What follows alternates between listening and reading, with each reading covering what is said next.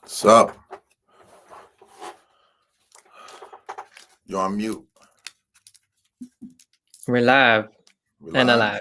live and alive. All you come in. All you come in. Tootsie slide your way up in here. One dance your way up in here. E, your way up in here. Diddy bop your way up in here. Shout out Universal Ask. Shout out Winter. What's going on, y'all? We're about to talk about two things today. We're going to talk about how it's not over for Diddy. But before that, we're going to talk about how it's absolutely over for Drizzy Drake. Absolutely over for Drizzy Drake. We're going to get into that in a second. Tell me, y'all, where you guys coming in from today? Where you guys coming in from today? What did you hear about this Drake stuff, see? I mean, I only heard what you told me, which was that the judge threw out the stuff, threw out his case against UMG. Out of there. Poor thing. Where's my... What are you doing? Out of there. Oh, boy. Just...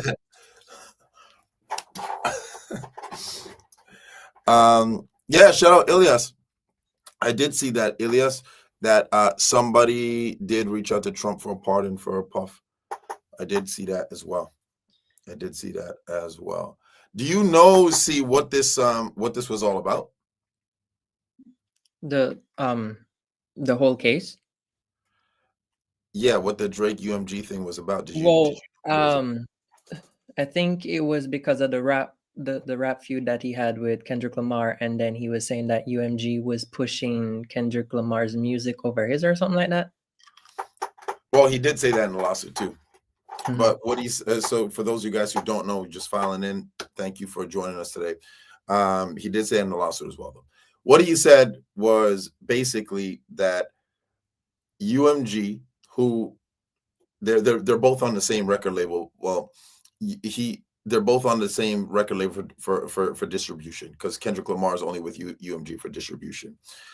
But what he was saying is that UMG pushed a song that made him look bad.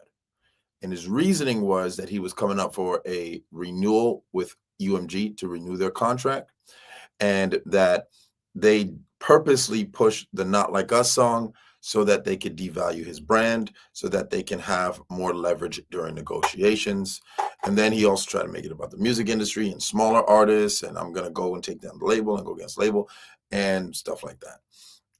So he ended up suing UMG for defamation of character. He did not sue Kendrick Lamar over this rap beef. He sued the label that they're both under for pushing the song that Kendrick Lamar pushed, knowing damn well that UMG said, if we go down, so does Kendrick Lamar. So it really wasn't like, I'm not really suing Kendrick Lamar. It was like UMG would sue Kendrick Lamar. So yeah. Yeah. Okay. For those of you guys who are just filing in, remember to hit that like button and the share button for anybody who you think might want to hear this. And also, if you haven't already subscribed to the channel, please hit that subscribe button as well. I know it's a little bit late, but we're aiming for 100 likes by the end of this live, guys. So let's get those likes up. Let's do it 100%. Ilya says Drake is going to take this to Second Circuit. Yeah, for sure. I'm sure he will appeal. It's going to be very hard because there was no decision made. This didn't even make it to trial. So the judge said there was not even enough evidence to even take it to trial.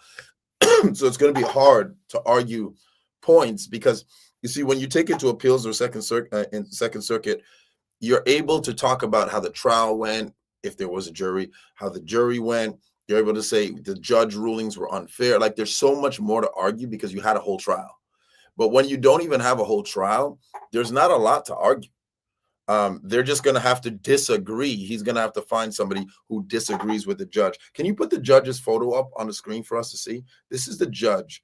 So when we're reading this, when we're going through it, I would like for you guys to just have this lady in mind. This is the judge. You have it there, see? Give me just a second. I'm pulling it up in Yeah. Put her photo up because she does, three.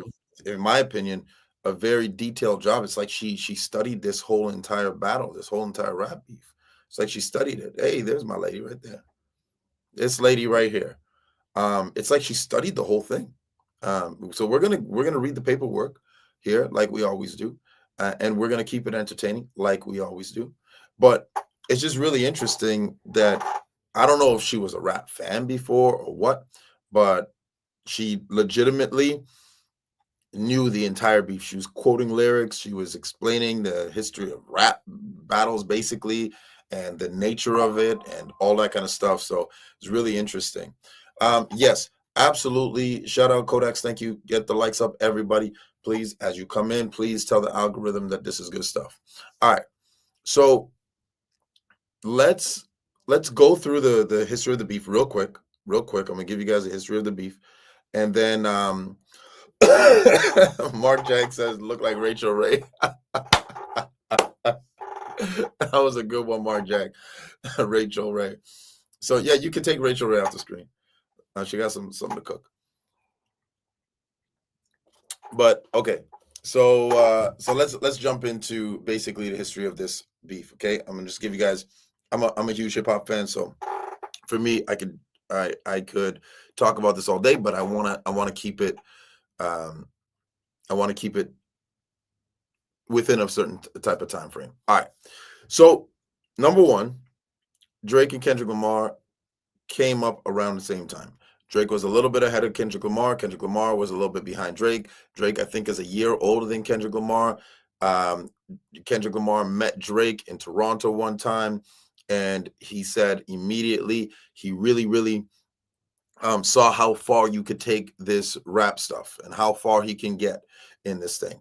And so Kendrick Lamar really actually in the beginning, to be honest, was looking up to Drake because Drake was a little bit ahead. He was forwarded by Lil Wayne and Young Money, and he was put in a group with like, basically it's kind of a group. It wasn't an actually official group, but Young Money is a record label, and he was put into this group with Nicki Minaj and Tyga and a bunch of other people at that time that were ascending. So Kendrick Lamar saw that. And at the same time, Drake was also trying to do something. What Drake was trying to do is he was trying to get away from this lover boy, soft, corny guy, nerdy guy type of image. So he was going on tour, and his record label said, hey, look, let's get Trey Songz and all these other R&B guys, and this will be like a ladies lover boy tour. And Drake, his image for himself was not more the Trey Songz R&B way, but he wanted to have like a crossover. Like I kind of do rap and I kind of do R&B, and he wanted to kind of do both. So what he did is he convinced the label to get rappers, like guys who could spit and guys from the streets, because obviously we know Drake is not from the streets, but guys from the streets and real rappers to actually get on tour with him, because he believed that would not only help his image, but it would also get him fans from those people who are fans of those people. So it was mutually beneficial, because a lot of people he brought on tour at that time, like A$AP Rocky or like Kendrick Lamar on that early tour, a lot of people he brought on tour during that time, they weren't big at the time, right? So they got a great audience. They got Drake's audience as well, but then also Drake got a little bit of street cred. Same thing he did with Atlanta. He got a little bit of street cred. He got to get his image more to where he wanted it, and he also got those type of fans. Now, of course, that's not taking credit away from anybody. If you are talented, the fans will come, no matter what. Okay, if you're talented, you're getting yourself out there, the fans will come. Okay, so here's the thing. After that, after that, Drake was releasing his next album. I think this was the second or third album. Okay, Kendrick Lamar was working on his first album. His first album was Good Kid, Mad City. It was an instant classic. If you haven't listened to the album, you're missing out. Go and listen to the album. But what happened was, now all of these younger new generation rappers, and when we say new generation, we're saying the Jay-Z, Nas days, that was the generation before them. This was like the newer generation: J. Cole, Kendrick Lamar, ASAP Rocky, Titty Boy, who then changed his name to what's Titty Boy's name now? 2 Chainz. To then change his name to 2 Chainz, who came up under Ludacris, which was the generation before. All these guys were touring around with each other, ASAP Mob, and of course Drake. So they all toured around with each other. They were all making music with each other. Rick Ross, all of these new. That's when you got the DJ Khaled's of the world really, really making his stride. And so at this time, everybody, Big Sean, right? Everybody was kind of making music together. And a lot of people, most of them were friends. There wasn't many beefs around the early 2010s. It's around the early 2010s. Then what happens is Big Sean decides to have a song with everybody on it. Pusha T, J. Cole, God Rest the Dead, Mac Miller, Kendrick Lamar, Drake. Everybody's on this song. Drake's on this song. Kendrick Lamar's on this song. Everybody's on this song. This song is called Control. I remember my friend playing the song for me, one of my little homies playing the song for me. I didn't really like the song that much, but everybody was going crazy about the song because Kendrick Lamar, he didn't diss everybody on the song, but basically what he said on the song is, I am here to win, and I don't care about any of you guys. I'm trying to unalive all you guys. I'm trying to make sure you guys have no fans. I want to take all your fans. This is competition. I am going against everybody, so it's everybody versus me. He said this to the people on the song. So he also mentioned all their names. He named all of their names, and Drake was included in that. And Drake was on the song. So at the time, Drake was, this was Drake releasing, I think, his 3rd album now. And I think it was called Nothing Was the Same. Excuse me. And he's rolling out this album at the same time that Big Sean releases this song. And everybody's talking about Kendrick Lamar and how, wow, he killed the verse. He's going at the whole industry. He's going against everybody, so on and so forth. Okay. And then what happened was, everybody started asking Drake about this whole entire verse during the time that he's trying to promote his album. He's on a tour to promote his album. He's going to radio stations. He's, doing interviews, all that kind of stuff to promote his new album. And everybody's talking about Kendrick Lamar. So it was clearly really annoying to him. You could tell in the interviews with Angie Martinez. You could tell in the interviews with the light-skinned guy, the Elliot, I think, Elliot Wilson. Yeah. You can tell with these guys that he was doing interviews with, and ladies that he was doing interviews with, that it was bothering him. So he basically said, I'm not going to say what he said. You guys can go and look it up. But basically what his thing was, I don't know why he would do that. Now nobody's going to want to work with him, and so on and so forth. And then Kendrick Lamar, he heard these comments and he had a BET cipher. You guys remember back in the day, they used to have the BET ciphers, and Kendrick Lamar said, nothing was the same since Control came and tucked a sensitive rapper back into his pajama pants during the cipher. Now, Nothing Was the Same is Drake's album that he was promoting at the time. Control was the song that Kendrick Lamar said all this stuff in. So he said nothing was the same till Control came and tucked the sensitive rapper back into his pajama pants. Okay. And so he dissed him. Since then, what these guys have been doing is throwing subliminal shots back and forth for years, for like 10 years. That was like 2012, 2013. And for 10 years since then, they've never worked together again. They did work together early. Kendrick Lamar was on Drake's 2nd album, I think, 1st or 2nd album. And then Drake was on Kendrick Lamar's 1st album. After that, they never worked together again. Okay. Over a decade, they threw subliminal shots back and forth. Fast forward now to First Person Shooter, which is a song that Drake had. Sorry, my team's messaging me. They say I'm not in the center of the screen. Is this better, guys? I'm sorry. The camera thing is happening again. I apologize. Yeah, thank you, better. guys. Yeah, thank you.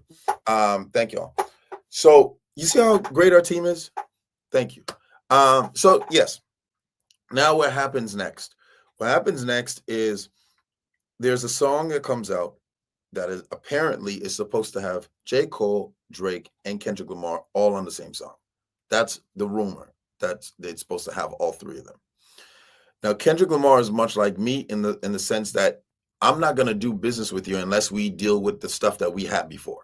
Like I'm not doing business with you, and I'm not talking to you like that. We're not gonna be friends and all that stuff. Like you said some stuff, I said some stuff. We've been saying stuff back and forth for 10 years. I'm not gonna pretend like all is gravy and jump on a song with you. So rumor has it that Kendrick Lamar denied being on the song, and the song was just Drake and J. Cole. Now, the why was it supposed to be Drake, J. Cole, and Kendrick Lamar at the time? At the time, there was a quote unquote big three of rap. Remember this new generation of rappers that I talked about that came up after the Biggies and the Jay-Z's and the Nas's, this new generation of rappers. There were three standouts, right? A lot of them just kind of faded to the back, but there were three standouts that they called the big three: Kendrick Lamar, Drake, and J. Cole. Now, Drake and J. Cole, at this point, they said, we'll still do the song together. This song is called First Person Shooter. You can go and check out the song. But what happened in the song? They took subliminal shots at Kendrick Lamar. Both of them took a little slight jabs at Kendrick Lamar. All right. Shout out Hollywood T. And what happened at that time is that Kendrick Lamar heard it and said, oh, okay. And he went on a song with Future and Metro Boomin a little while after, and he dissed both of them, including saying, "Mother F the big three, Ninja, it's just Big Me." And that's what kicked off this whole entire battle. Now, Future and Metro Boomin, rumor has it, already had a beef with Drake. Future and Drake had a beef, apparently over just petty things. Women, things like that. And Metro Boomin had a real beef with Drake because apparently what rumor has it is that Metro Boomin's mother passed away, and she passed away in an awful way. His stepfather unalived the mother and then unalived himself. And that happened. Metro Boomin, if you guys don't know, he's a very popular producer, amazing music producer. And his mother's husband unalived her and then unalived himself. At the time, Drake was trying to get his album done, and Metro Boomin was supposed to have some production on that album. And rumor has it that Drake was very insensitive to Metro Boomin, saying, I need the beat. Where's the beat at? I need the beat. Where's the beat at? And Metro Boomin's like, I'm not in that headspace to do that stuff right now. And to do that, like my mother just got unalived, like in the worst way. I'm dealing with this stuff. And Drake was very insensitive to that. So combine that with the fact that Metro Boomin and Future are good friends. They grew up together, as far as I understand. And combine that with the fact that Future already had his own issues with Drake. So they said, you know what? We are going to make an entire album. I don't know if the whole album was about it, but they made an album saying, we don't trust you. That was the name of the album. We don't trust you. And a lot of the features on the album were dissing Drake. And one of those features was Like That, the song that I just mentioned with Kendrick Lamar, which set this whole beef off. Okay. So that's how we got to the beginning of the beef. That was the song Like That. All right. I'm not going to go through the whole beef. There's a lot of great channels that have broken down the beef over the last 2 years or year and a half since the beef started. But the conversation can begin now in the chat. What did you guys think about the lawsuit? And see, drop the link if anybody wants to talk about it. We'll jump into the lawsuit. But I would love to hear your thoughts. I've never talked about this on my channel before.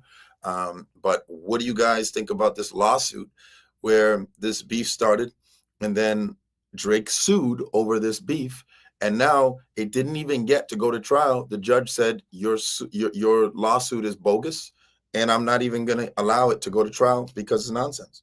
What do you guys think about this? I want to know in the chat.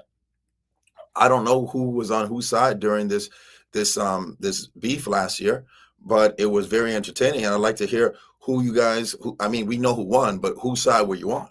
Whose side were you on? Excuse me. So that's that.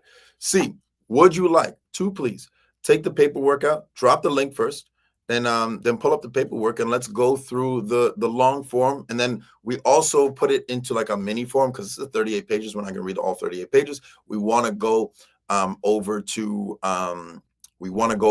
the puff stuff, and I want to play some clips with the show that I was on. We're going to play some clips, and I'm going to talk about the show that I was on because that show is on YouTube now.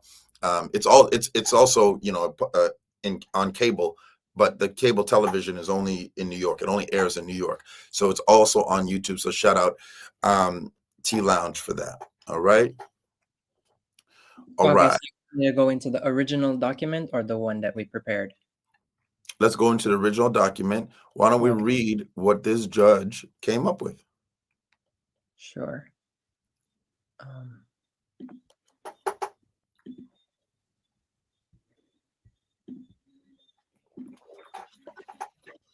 Again, guys, we're not going to go through all of it, but I just want to educate you guys directly from the document. Then we're going to switch over to the summary that we made for you.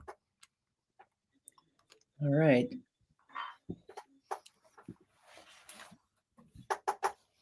So there's the background and stuff. We don't need to go through that. No, you can go ahead. Start from the beginning. Okay. Thank you.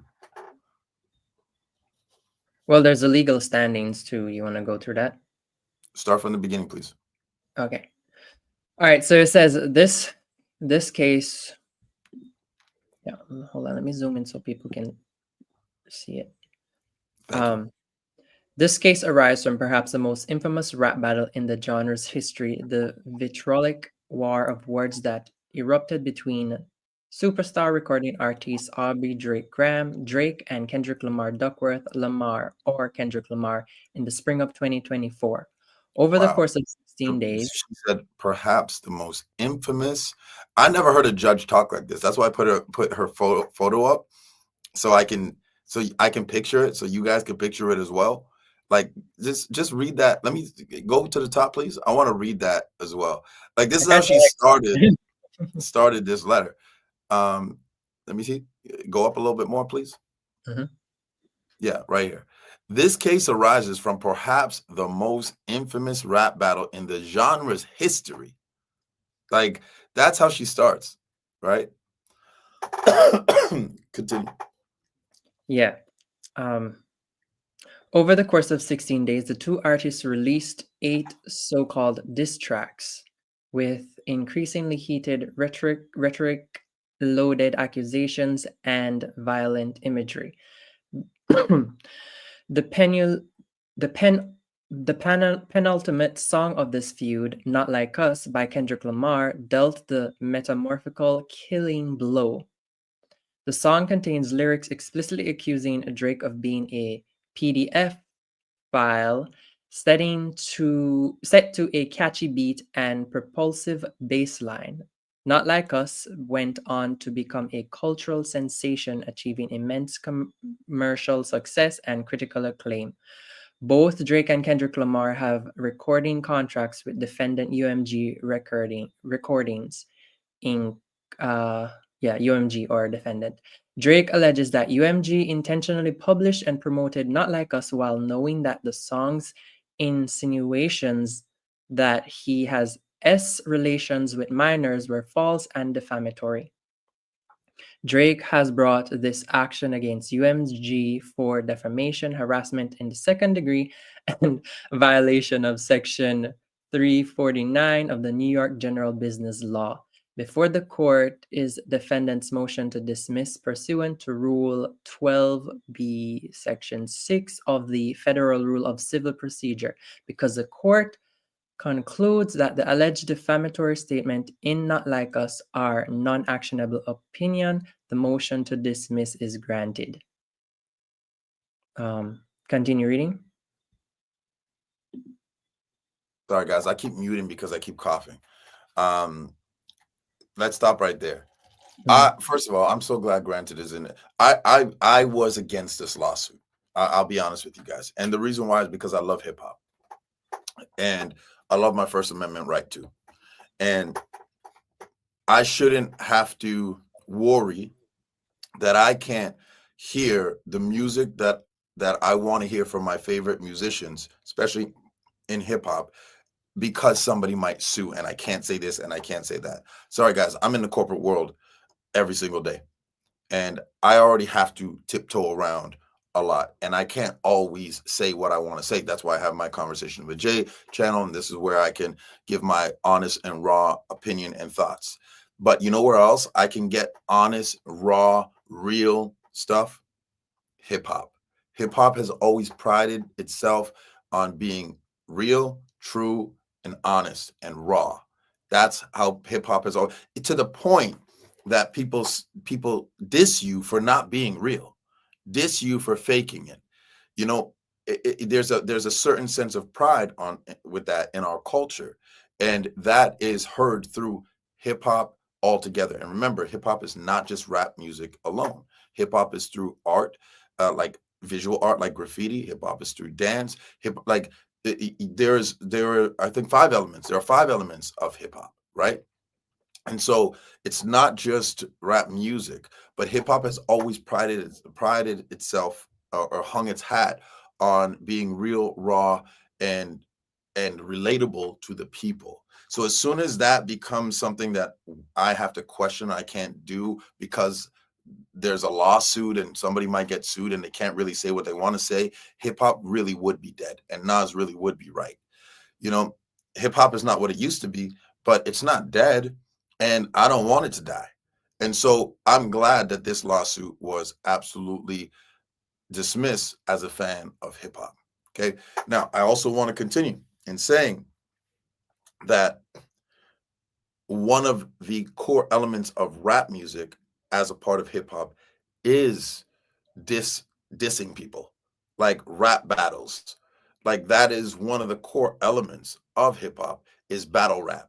And so are we to kill battle rap as well? Because it's one of the core elements of, not hip hop, but sorry, rap music, which rap music is one of the core elements of hip hop, right? So are we to kill battle rap because somebody got their feelings hurt? Now, what this lawsuit was intended to do was, in my estimation, was for Drake to save his image. And that, him doing that by trying to, but at the same time, not caring that he's sacrificing the integrity of hip hop because he wants to look better, or his feelings are hurt, or he's trying to save his image, I thought was very selfish. So I'm 100% glad that this lawsuit was dismissed. 100%. And it's so crazy. The other day I said, Nicki Minaj is, this is a private conversation I had with a friend, but I'll tell you guys, I said, Nicki Minaj is making Cardi B look like the sane one, and the sensible one, and the logical one. Like all those tweets that she was tweeting, a week ago or 2 weeks ago, she had Cardi B saying, "You know what? You need help. Go therapy. I'm removing myself from the situation, and I'm not doing this anymore. I'm not going back and forth." It's like Nicki Minaj had Cardi B looking like the one that was, and I don't know if any other female. And no disrespect to Cardi B, I love Cardi B as well, but I'm like, Cardi B looks like the grown up here, and she looks like the 43-year-old woman, not the 33-year-old woman, and that's what I feel happened here in this lawsuit. Like, Drake had me cheering for UMG, and I would never cheer for the big company, the big record label that can stomp on your stuff and can inflate streams and has so much power and has taken advantage of people over the years so much. I would never root for that. It's like Drake has me rooting for somebody I wouldn't have never wanted to root for because of my love for the game and because of my love for hip hop. So I just felt like I was put in a very weird place because I wouldn't have. It's like this is the only way that anybody would root for UMG to win. It's like it's very strange. So that's my thoughts on it. You can continue reading. C.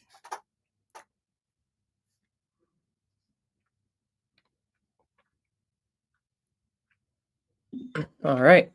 Oh, So one thing I just want to point out to you guys, just to make it clear. Go to the last line in the last paragraph, please. The last line, the last paragraph. Mm-hmm. You're gonna have to scroll up. Yeah, thank you. Great, thank you. Do you see that? It says right there that the defamatory statements in Not Like Us are non-actionable opinion. In other words, it means that the average person is not going to take these things and say, I just heard this in this song, and now this is what I believe. Like, no one's doing that. It might make people be like, hey, I never heard of that, or that's funny. But no one's like, I heard this in this song, so now this is how I'm going to live my life. It's non-actionable opinion. When he says A minor in the song, no one's like, oh shoot, I can never go to another Drake concert. I can't take my child to a Drake concert because this is Jeffrey Epstein. Like, no one, this is non-actionable opinion. Nobody in their right mind is going to say, I heard Kendrick Lamar say A minor in Not Like Us, so therefore I will never go near this predator, this PDF, right? So that's what the judge is saying. Reasonably speaking, no one's doing that. It's a diss contest. Like when we're in school, rap is childish sometimes. It's like, it's a diss contest when we're in school. Like, your mama's so fat, blah, blah, blah. Your mama's so dumb, she hit a parked car. Your mama's so fat, she jumped for joy and she got stuck. Like, that's what they're doing. And no one's sitting there being like, wow, his mom is really so fat that if she jumps, there's going to be an earthquake. So I got to make sure she doesn't jump. No, we all understand that they're dissing each other back and forth. And that's what this is saying. Continue. And thank you all for getting the likes up. Our team has a goal today for 100 likes. So let's get the likes to 100, please. Send this video to somebody that you feel would be interested in the topic. All right, let's continue. Mm-hmm. You have a squeaky chair there, buddy. Pardon me? You have a squeaky chair there. I have a squeak.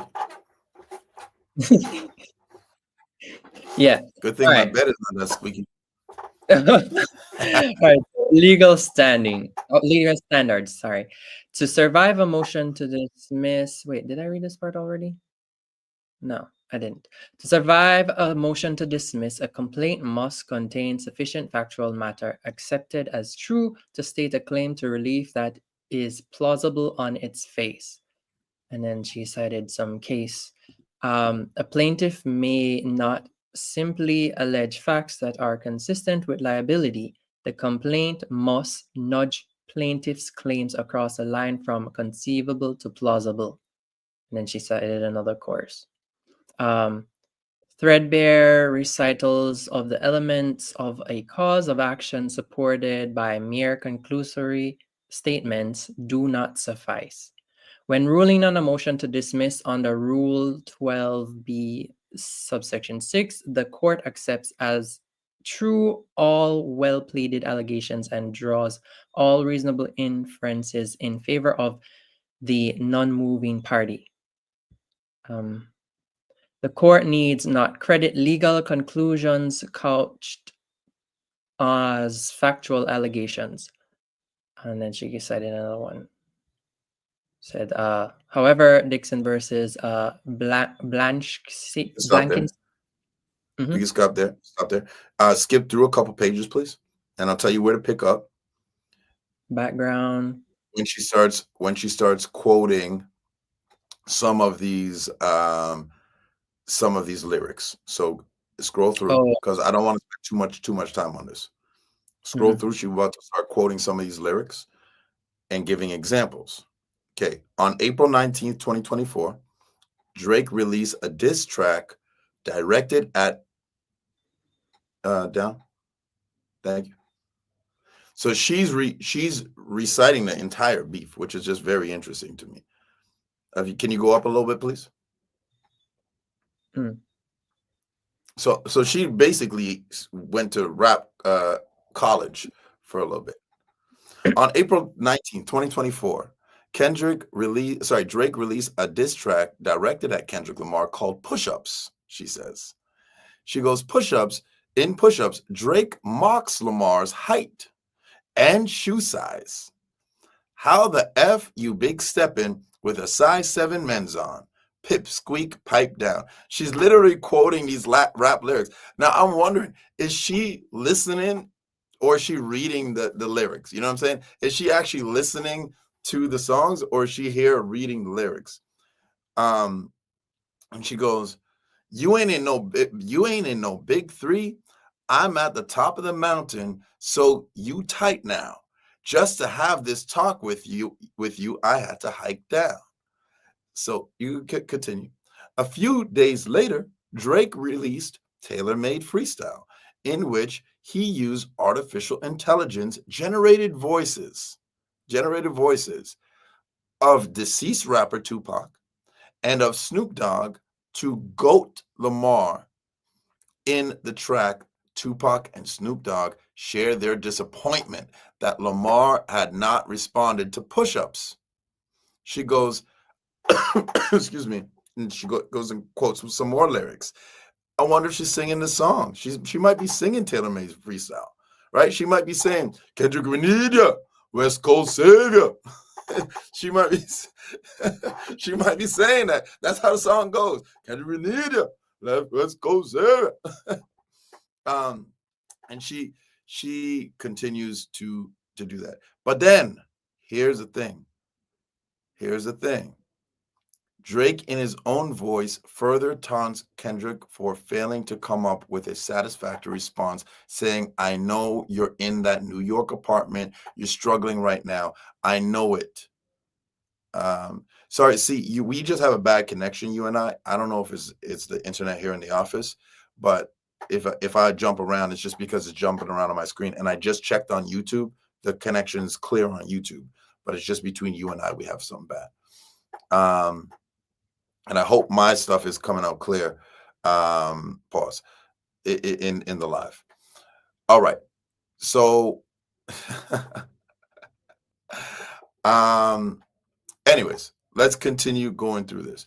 And the funny thing is, in this song, actually, Drake tells Kendrick Lamar to talk about himself liking young girls. Like, he actually says that in the song. He says, talk about him liking young girls in Tupac's voice, which he would have wrote, says talk about him liking young girls. And then when he did, Drake sued. All right. So we can skip through this. I don't know if she's writing this because she wants to show people like she legitimately did her research. She read it. She listened to the music, stuff like that. I don't really know. But then she talks about Kendrick Lamar firing back with Euphoria and so on and so forth. So let's get into, while I shout out some people, and you bring that up, let's get into the abbreviation that we have. So we made like a summary of this because it's 38 pages. We don't have time to go through it because we want to get into the puff stuff too. And we want to open the lines. If any of you guys want to jump on and have a conversation about this, the link is there, guys. Shout out Hollywood T. Shout out Small Profit Quick Returns. Shout out Veda. Shout out China G. Shout out Tanya V. Of course, shout out Mark Jag. Shout out Cassandra Dorsey. Right? Like, shout out Universal Ask. You guys have been supporting us. By the way, guys, because of your support, I don't know if you were on this morning's live. The numbers were low, so go run those numbers up.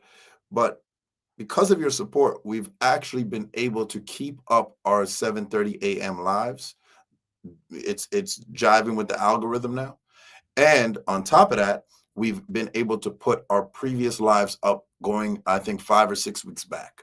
So if you missed any of our 7:30 a.m. lives in the last 5 or 6 weeks, go and check them out and continue to support our morning lives, 7:30 a.m. Eastern Standard Time. Anyways, go ahead, C. All right. So let's see. We did the legal background already. Thank you, Tanya V. Okay, so the feud and the song says both Drake and Kendrick Lamar signed to UMG. The feud began when Drake released Push Ups on April 19, 2024, mocking Kendrick Lamar height and status in rap. Oh, you read all this already. Okay, says Kendrick Lamar hit back on April 30, 2024 with Euphoria. And just to No, remind you guys, these guys were going back and forth. So what happened? Like That dropped. That was Kendrick Lamar's verse on that Future and Metro Boomin song. Drake drops 2 songs, Push Ups and Tailor Made. Then Kendrick Lamar drops Euphoria and 616 in LA. Then Drake drops Family Matters. And then 30 something minutes later, about 40 minutes later, Kendrick Lamar drops Meet the Grams. And then the next day, Kendrick Lamar drops Not Like Us. And then after that, Drake drops, I think Heart Part 6. And then that was the entire beef. I think there was like 9 songs in this beef. Mhm. You want me to continue reading this part? Just go to Then Came Not Like Us. Okay, so then came Not Like Us, the knockout blows. Say Drake, I hear you like them young. You better not ever go to cell block 1 to any whatever that talk to him and they in love. Just make sure you hide your little sister from him. You acting like you never heard the song before. You reading it like you have not heard this song before. Because I hear the flow, but I never actually read the lyrics. I hear you like I'm young. Tell him Chubb's the only one that hand me down. Like you're like, say Drake, I hear you like them. Yo, are you AI, bro? Yeah, you gotta read. You'll never go to cell block 1. I feel like the white boy in me is coming out now.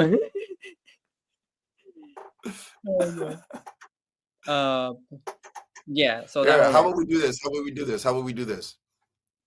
What? I'll do the beat and you just read the lyrics. No, okay? No. Ready? So he said all that. Drake responded with the Heart Part 6, like you said, Jay. I never all been right, we with. can skip the Heart Part 6. Let's continue. Now it says Drake. So now get into Drake's claims. Drake argued that UMG knew Kendrick's songs, falsely portrayed him as a PDF file, and still published and profited from it. He also said the music video and cover art reinforced this false image. The video allegedly showed symbols linked to S trafficking, and the cover used S offender map icons over Drake's home. He said this amounted to defamation, the false accusation of a crime. I'm gonna pause you real quick. I don't agree with this lawsuit, but all this was savage. the PDF little points on Drake's house, the little PDF icons, the lyrics obviously to the song. Mustard made a great beat, and the symbolism in the music video with the kids and the hopscotch and the A minor and the piñata for kids and and as they put out here in the video, it says allegedly showing symbols like the S trafficking, which was those containers when they were dancing around, and they had all those containers where they were shipping people around, and S trafficking, and like all of that was very well thought out and very savage. I agree with the lawsuit, but that was very, very savage. I ain't gonna lie. Yeah, so let's get into the broken down version of the court's reasoning. No, before we get into the court's reasoning, one thing I do want to say about Drake's claim. Number one, you asked him to do that. You asked him to call that out. Okay, so that's number one. But number two, and most importantly, there have been a lot of things that people have seen that is just weird. You know, like everybody saw you kiss a 17-year-old girl on stage. It's on video. It's on YouTube till today, right? So we all saw it, right? So if he says, I hear you like I'm young, and you ask a girl, how old are you? And she says, I'm 17. And you respond to, then why are you so thick? I don't want to get in trouble, but your body felt so good against mine. and you still proceed to kiss her on stage in front of all the people, it's weird. It's just weird. So for you to say that, oh, these people are just making up claims about me and without merit, and you know it's not true, but you're pushing it, I don't know that you can argue that they know it's not true. Because if you're doing that in front of all the people, one has to beg the question, what is happening behind the scenes? And I'm not accusing Drake of anything like that. But what I'm saying is this paperwork is, it doesn't make any sense that you are going to say you have absolutely no reason to think I would have anything to do with that stuff. And the fact that you brought up Millie Bobby Brown in the Heart Part 6, Kendrick Lamar and all these songs did not bring up any names of anybody. And then you brought up Millie Bobby Brown, who was a woman. She's not a woman now, but I think she was a teenager at the time, saying that you guys talk all the time. You help her with boy advice. It's going to stay in the DMs what you guys really talk about. And you text her, I miss you. And she's texting you back, I miss you too. And there's a 14-year-old girl and all that kind of stuff.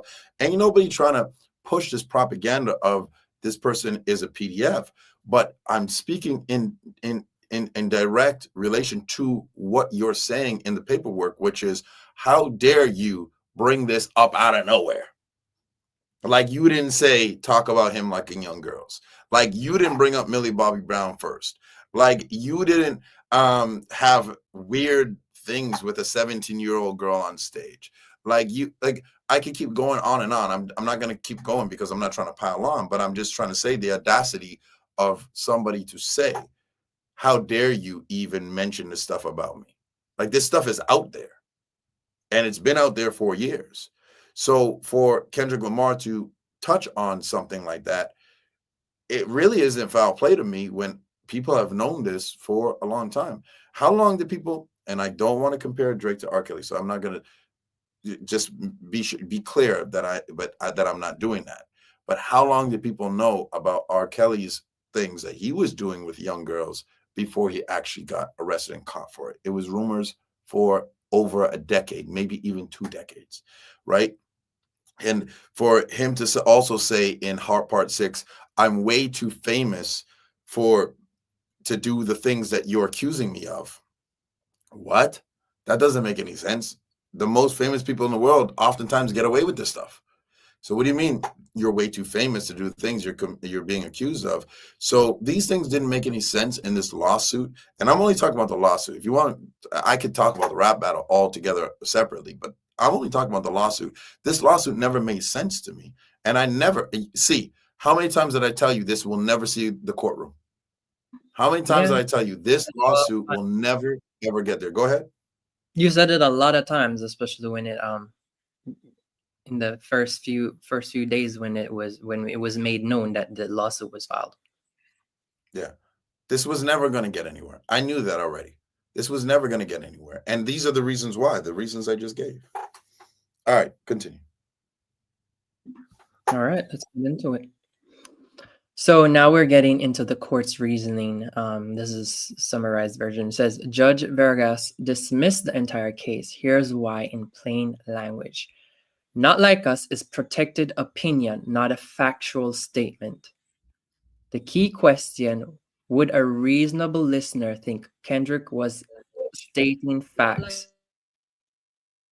What just happened? Oh, all right. Yeah. Would a reasonable listener think Kendrick Lamar was stating facts? Drake is literally a PDF file or expressing an opinion in a rap battle. The court ruled. And this is what I was sorry to interrupt you, see, but this is what I was telling you guys. That's what that statement that the judge made, unactionable opinion. That's what the judge was basically saying. A reasonable person is not going to be like, damn, really do have to hide my little sister from him. Right? Like what Kendrick Lamar says in the song. Nobody's really saying that. I'm not going to tell any lies. When they compile, those YouTubers, they compile, like, when they're trying to, like, talk stuff about Drake and stuff, when they compile all that stuff that he's done over the years, I feel inclined to hide my little sister from him. Well, here's the thing, though. Don't you feel? Wouldn't you feel compelled to hide your little sister from any celebrity though? Um, I've never thought about Like, that. I Not don't really. have a little sister, but I have a niece, and she just turned 15. My 15-year-old niece, I wouldn't want her around any celebrity. Period. I Why? would want to hide her from any. I'm not gonna be like, yeah, go ahead and hang out with, I don't know, name a celebrity, and I'll tell you why. Name the purest celebrity you can, and I'll tell you why. Purest celebrity that I can. Uh, Y'all in the chat, you tell me a celebrity in the chat. Please tell me a celebrity that you would want your little sister or niece, like me, to hang out with. Go ahead. Go ahead. And all you, right. I see, feel like he's telling me why. the Why don't ones you that tell I me like which though one are you kind of want like. your sister to hang out with? Pardon? I mean, Jennifer Lawrence. She's a great actress. She's a real person. She lives in New Who is York, that? and Jennifer Lawrence from Hunger Games, main actress. I don't know who that is. Jennifer Lawrence. Yeah. You want your Uh, little sister to hang out with or your niece or something like that to hang out with Jennifer Lawrence? Think she's gonna I'm, learn I how to just came be up a. with like I just came up with a celebrity. She's an actress. Tanya And B says there are none. Exactly, Tanya B. You're absolutely right. I ain't sending my little niece, my little sister to hang out with any of these mofos. Okay? All right? None of them. All right? yeah. Every time somebody sends their little whatever to go and hang out with somebody, like Chris Brown to go and hang out with JD or whoever, no, Bow Wow to go and hang out with JD, whoever they sent Chris Brown to go hang out with when he was coming up, Justin Bieber to go hang out with Diddy. Um, who else? Like anytime somebody sends their little young one to go and hang out with these guys, these kids become corrupt because nobody tells them no. They can do whatever they want. They could do everything they want. They could they have the world as their oyster, and they ain't gonna tell you. They ain't gonna come back and tell you. They're gonna be like, yeah, it was fine. It was good. It was fine. They ain't gonna say like, yeah, I X, Y, and Z. Yeah. All right. So, yeah, the court ruled it was clearly opinion, a product of trash talk and exaggeration in a highly publicized feud. Context matters. The song was part of a back and forth between two rappers throwing insult in public. Courts have long recognized that in heated debates or artistic expression, people expect exaggeration, not factual reporting. I Can like I that. stop you for a second? Could you put that? Could you put that Mark Jag comment on the screen?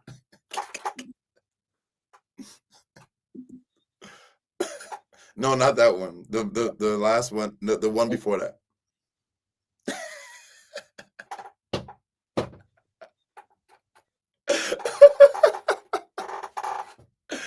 Yo, first of all, the Judge Submarine is funny. It might have been spell check or the autocorrect, but I'm gonna go with Judge Submarine as you were just trying to throw shade because that's funny. secondly, secondly, no, you think I want my kid coming back a corrupt nerd? There's nothing worse than it. Okay, no. The answer is no. Continue. Yeah, that was Thing is, funny. it was funny. Thing is, I really do like. I really did not have a problem with the judge during trial. I had a problem with the judge during sentencing. I really had a problem with the judge during sentencing. I thought it was unfair, and he played the 13th juror. And we're about to get into that in a second. So let's get through this real quick. Yeah, let's get through this real quick, and Can I just say we'll one jump. thing though? Whenever I see his name or I'm forced to say his name, I always think about Pomeranian. The dog. Yeah. Yeah, I was in front of the courtroom, and I was trying to pronounce his name, and I was practicing it out loud for my live later that day. And nope, I didn't get it right. It's Submonranian. It's like it really is an Indian last name. Let's just put it that way. Continue. It wasn't meant to be pronounced in English. So, you know what I'm saying? It's like Jose. That wasn't meant to be pronounced in English. What are we supposed to say? Josie? Jose? That's Jose would be pronounced Jose in English. Mm. So, So, yeah, number 2, the feud's history shows listeners knew it was artistic trash talk. Drake himself challenged Kendrick Lamar to talk about him liking young girls in tailor-made freestyles. So Kendrick's lyrics were seen as a direct comeback, not a revelation of new facts. The judge noted the public followed every song of this feud through mainstream media and social platforms. Since the battle was entertainment, listeners understood it was lyrical sparring, not journalism. And then they go into like tone and all of that stuff. So and yeah, she goes through it. I want to wrap up here because if you guys really want more of this, just put it in the comments and we can get into it a little bit more. But this is all last year's stuff. But I do want to say she's absolutely right. In order, and this is the reason why we're covering this, in order for you to have a defamation lawsuit as a celebrity, you have to be able to prove that this was not opinion. This was all you stating it as a fact, and you make it clear that it's a fact and it's not your opinion. You also have to prove that you lost from it. Like you lost gain, like you could have gained this, and this, and now you can't, or there was some sort of loss. It is very, very, very difficult to win this stuff. When Cardi B won against Tasha K, that was straight up. Cardi B was able to prove this. You stated as a fact because you're a reporter. You have followers in which you're thinking that you, just like Tissa's followers, are actually saying the truth and they're running with what you're saying.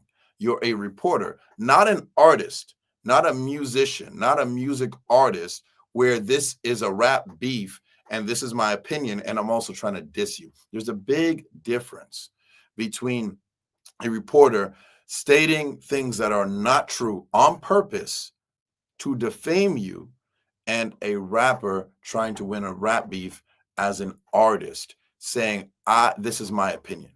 When he says, I hear you like them young. This is what I think, right? When he says something, you're trying to strike a chord and it's probably, I can hear y'all. But he's saying it's probably that based on what he has heard and what he has seen of this individual. Okay. He's not stating this as fact. If he created an entire report and he put this report, if he rap geniused his own lyrics and put these reports out there and really tried to defame this guy, it would be different. But in the terms of a rap battle and a song, this is ridiculous. And that's exactly what the judge is saying. So I do believe that Drake will appeal, and I do believe it will fall on deaf ears and will be exactly the same place that we are now. All right. C, can you please play the beginning of my lady T Lounge? Okay. Play the beginning of her video. If you guys have not checked out T Lounge, you got to check her out. She's amazing. She hosted me here in New York City. She hosted me at her studio for a live show that she did on the 7th. Okay. Go and check her out. Go and show her some love. Go and show her some support. She posted on her YouTube channel. But this show goes out to I think it's 1.4 or 1.8 million New Yorkers here in the city. Excuse me. And people watch us here in the city. So it's like our local television. So if you guys can just watch this beginning real quick. I will tell you guys, I wasn't at my best. I did just come from traveling, and I also came straight from the office. So it was a rough day, but I tried my best to hold it down for y'all and not make people think that people who subscribe to Conversations with Jay are a bunch of dopes. So without further ado, go play that. I'm going to run to the restroom. I'm going to get some honey, put it in some hot water, and get my voice back. All right.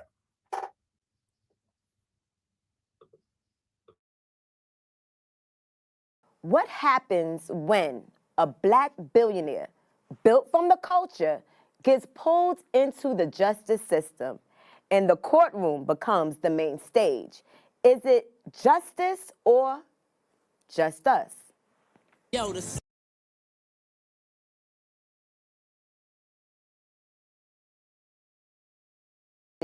Around the sentencing of Sean Diddy Combs, a man who helped shape the culture, and now he's at the center of a legal storm. So let me introduce tonight's panel. We have host of Conversations with Jay, Mr. Jay Khan, and host of the Crosstown Traffic podcast, Angela McGuire. So now, wait a minute. I just want you all to know that this discussion is not about excusing or condemning individuals, but about examining the trial within its legal, historical, and cultural context. So let's begin. So now this trial spanned 8 intense weeks with testimony from industry insiders, former employees, who knew Diddy both professionally and personally. We watched the prosecution build its case on pattern behavior, and the defense pushed back hard on credibility, motive, monetary, and narrative construction. But the real weight came during the sentencing, where perception met penalty. So let me ask you guys, what stood out the most in this trial as it unfolded? Like, what was one of the key moments for you all having attended? And by the way, they attended for pretty much the whole 8 weeks, correct?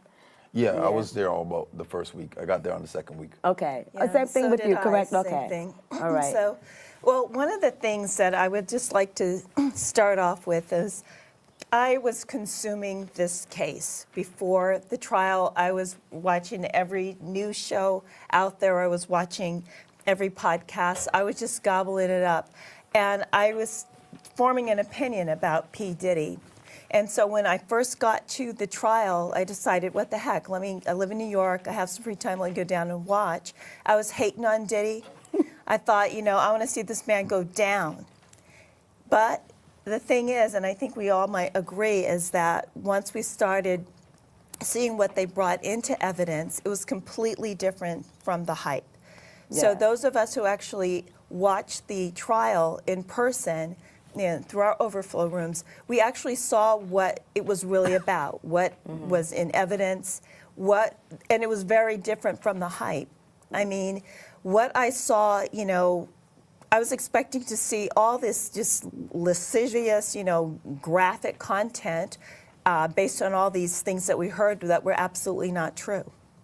Yeah, I agree 1,000%. I was having the same experience myself. I went there basically looking to see Diddy get thrown under the jail, and then as the time went on, I was sitting here like, well, what are we here for, honestly? Like, I'm confused. So what was your thoughts on it, Jay? I think the thing that stood out to me the most was actually the blatant. I was going to say, and you could put at 1.25 speed. We don't need to hear this slowly. But just to give you guys a heads up, I didn't get to say this while I was there because this was only an hour-long show, and they really did ask us to make sure we're clear and concise with our answers and we're not like kind of spreading stuff out longer than they had to be. But before I got to the trial, I was going crazy on week 1. I was on vacation on week 1. That's why I got there on week 2. And I never planned to go to the trial. But the first 4-5 days of evidence, I was like, I have to go to this trial. Because to me, I could already see that the prosecution was lying. I could already see it. I was already able to see the prosecution is lying because I could see there was parts of the story that was missing. And the media, the mainstream media, was leaving a lot of a lot of obvious holes in the way they were reporting. So I wanted to see for myself. That's why I gave this answer, but I wanted to give you guys the background. I never planned to go to this trial. And I'll tell you one more thing. If I wasn't on vacation the week before, I wouldn't have went to the trial. The only reason why I went to the trial was because on vacation, you have time to like go on YouTube, you have time to just chill out, hang around and stuff like that. And the trial was starting that week and I was listening to it. If I was here in New York, I wouldn't have had time to do all that. I would have been too busy with the things I got going on. So God works in mysterious ways and God's timing is perfect because we were all able to deliver the truth to hundreds of thousands of people. I'm telling y'all, and during the trial, we had hundreds and hundreds of thousands of views for a brand new channel. I didn't even have a YouTube channel, or at least this one, when that trial started. I started this YouTube channel, I think the third or fourth week of the trial. So we got the truth out to a lot of people, and I'm really, really glad that all the things happened the way they happened. All right, y'all, you can continue, see.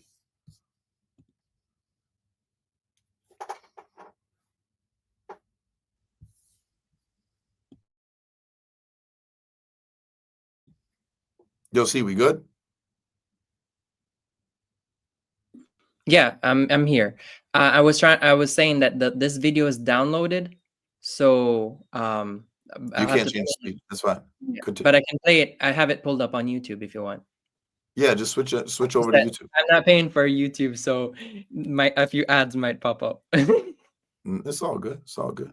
All right, give me a second. Universal Ask. Shout out Universal Ask. This Diageo got this scam off. Yep. Shout out Mark Jag. Sad part is they even use lies in the sentencing and deny bail. Yes, correct. And Tanya V says, I'm grateful. Thank you. And Sean G. And Sean G as well. Actually, when I got back to New York, the first person I hit up was Sean G because I knew he was at the trial. So when I got back, I hit up Sean G right away. And we met even and had two conversations even before I got to the trial. So that weekend, I had spoken to him as well. All right, let's play this. I mean, I think it's pretty clear for the people who are at the trial that the public obviously was totally misled and lied to before, during, and after. But it's often said, right, like nobody cares about the truth when the lie is more entertaining. And it's something that I've actually also noticed about the public, even seeing people blatantly lie and then seeing their audience find out they're lying and get misproven. They still support it because it's running with the narrative that they wanted, right? So they'll switch the channel if the channel's not saying what they want to hear. I found that to be. And just to let you guys know, the same when I said that, they'll switch the channel if the channel's not saying what they want to hear. I was specifically talking about channels like mainstream media, channels like Witch Face Grace, channels like Tissa, channels that they all want to hear Diddy's done for, right? If they're not saying that, they'll switch the channel. And what these people recognize very quickly is that they can get money by telling people what they want to hear. At the end of the day, if you're not in it for money, then you're not going to be a slave to a lie. You can actually have the freedom to tell the truth if you're not eating from this. And I believe that some of these people, and I respect the hustle, but I don't respect the dishonesty. They had to continue to say the things that they were saying for their audience so that their audience can continue to tune in because their audience wanted to hear Diddy's done. That's what the audience wanted to hear. You know, from my perspective. The other thing that got me was just watching like legacy media and some of these content creators in the courtroom, watching their visceral reaction to certain evidence that was being put out there, and then watching them go home, like, or watching them from home and seeing them like a completely different narrative that they were putting out for the audience. So I remember this one particular instance, and I will, this might lead me to my one of my other questions, but I was sitting there and Cassie was testifying, and it got to the part when she was saying that she was a sex worker. And I watched, I'm gonna say somebody from Legacy Media, a male, get up. He just threw his hands up and he walked out of the courtroom. And then there was two lawyers, you know how they're like affiliates to, you know, major news outlet. And I heard them whisper, "Oh, that's so wrong." And then the other one said they coached her to say that. And so when I leaned in, I said, excuse me, hold on, what did you say? They act like they was just like buttoned up, wouldn't say a word. So I think I have this going down further in the, so I'll hold on to that question.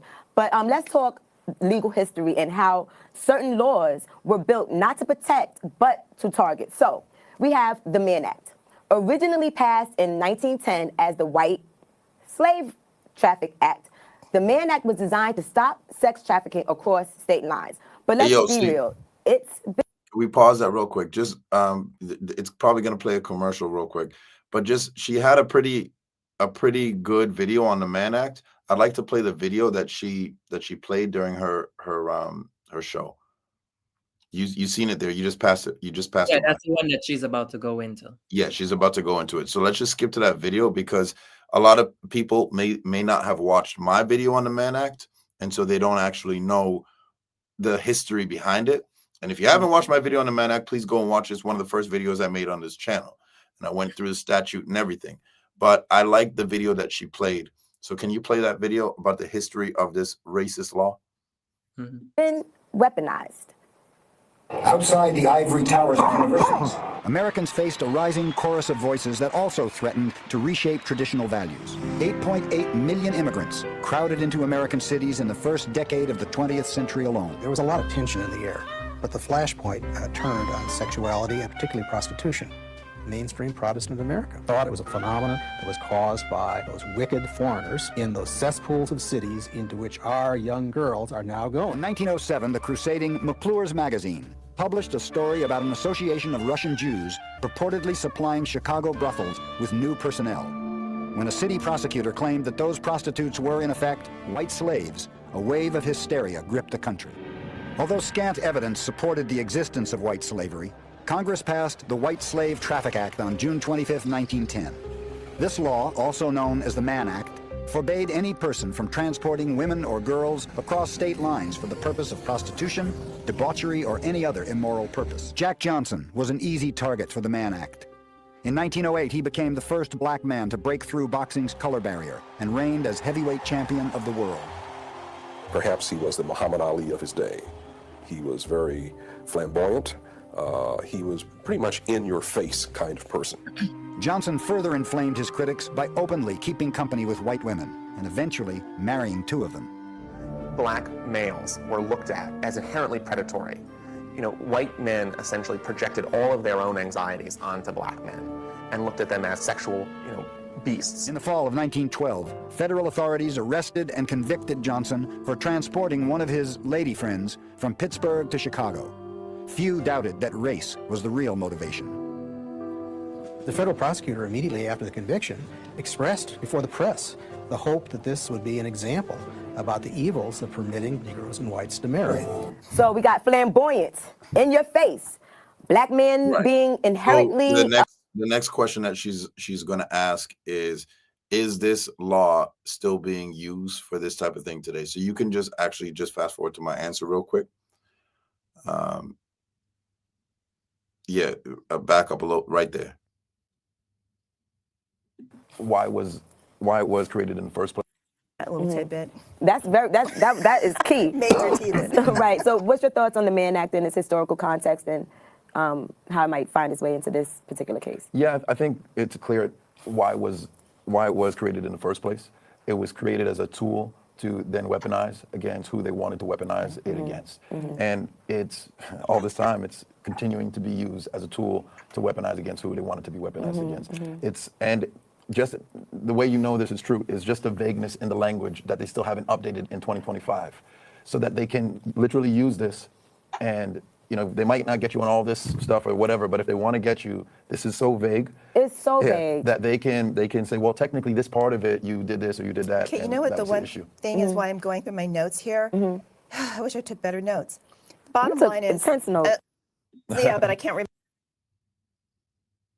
I'm writing. Okay, so I'll just put this down. No, the bottom line is like what you guys were saying. Yeah, the laws can be interpreted in certain ways, but, and we will talk about one of Diddy's lawyers who did this brilliant presentation on the Mann Act, and the average sentencing was like, the maximum was about 28 months, was it? I don't know if you want to get into Yeah, no, that we're going to now. get into that later on in the. Yeah. But I'm glad that you brought it up because we're definitely going Because to the break that sentencing down. is just completely unfair. They'll do whatever they want, when they want, especially when we're talking about the federal government. They make these laws as ambiguous, as possible. You're going to say transportation for prostitution or debauchery. So then, Right. so then once you begin to police people's bedrooms, then you're able to hang somebody on this particular course. So, Absolutely. Can I say one thing? Yes, sure. Alexandra Shapiro brought that up during Rule 29. I was there for Rule 29 last week, Thursday as well. And she said that the history of the Mann Act is an embarrassment to America. And she said the fact that this is still illegal in 2025 is just an Insane. absolute It's insane. The fact that they criminalize sex work as well as, well, we'll get into that too, but also criminalization. let's get into that real quick, guys. Excuse me. See, we can put this to the side for a second. Can you give me a 1 in the chat, y'all? Give me a 1 in the chat if is my camera all blurred? Yeah.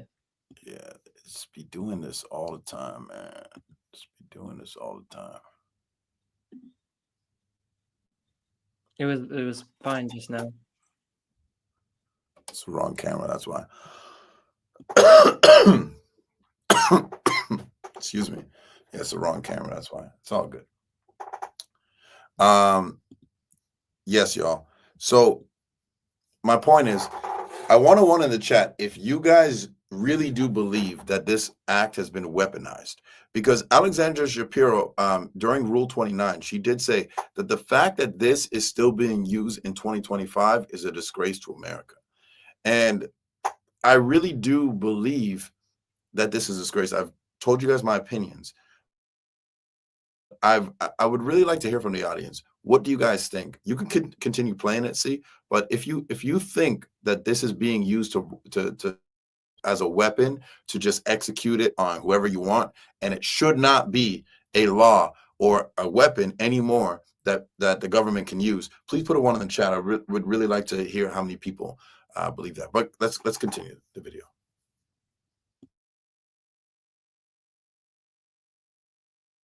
Of drug use. So now, the Justice Department. Wait, I'm sorry. Well, we kind of went into this. How do we talk about justice when the laws themselves are born out of injustice? You just touched on that. So now let's zoom out a little bit and look at how the Department of Justice leadership changes affect who gets prosecuted and how. So moves like firing Maureen Comey weren't just political. They went. They sent a message about the kinds of cases that get pushed. So what are some of your thoughts on federal leadership and how it shapes these high-profile cases?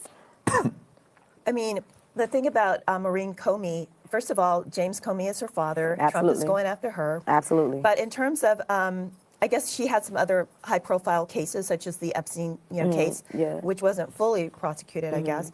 But the other thing... But I think she prosecuted Maxwell for sure, not Ghislaine Epstein. Maxwell. Yeah, yeah. Okay, so the thing is, the federal government is looking at her. But personally, I don't really think she was fired, from the Southern District Courthouse.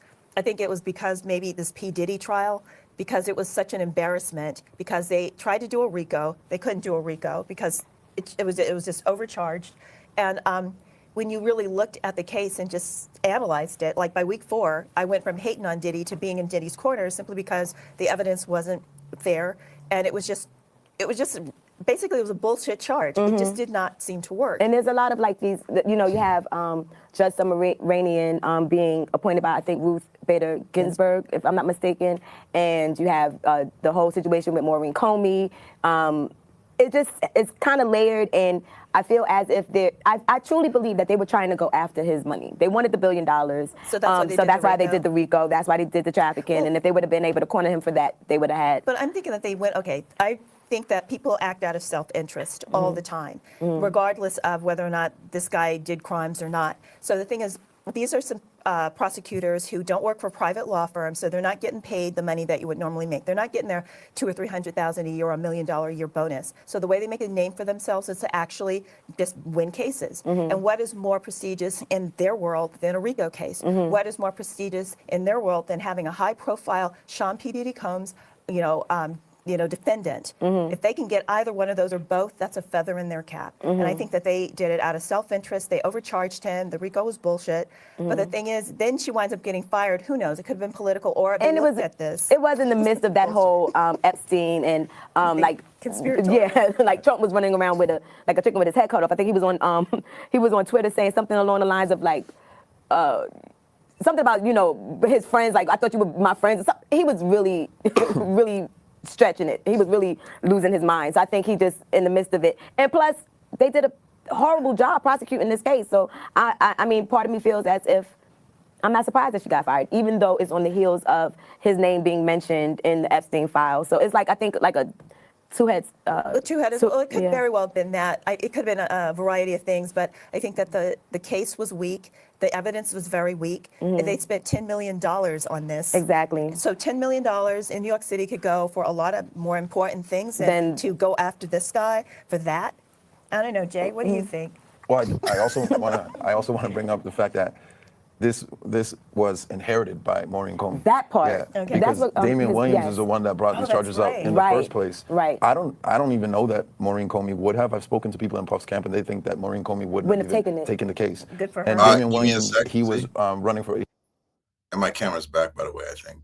Put me on the screen real quick. Let me just make sure. Yeah, it's back. Yes.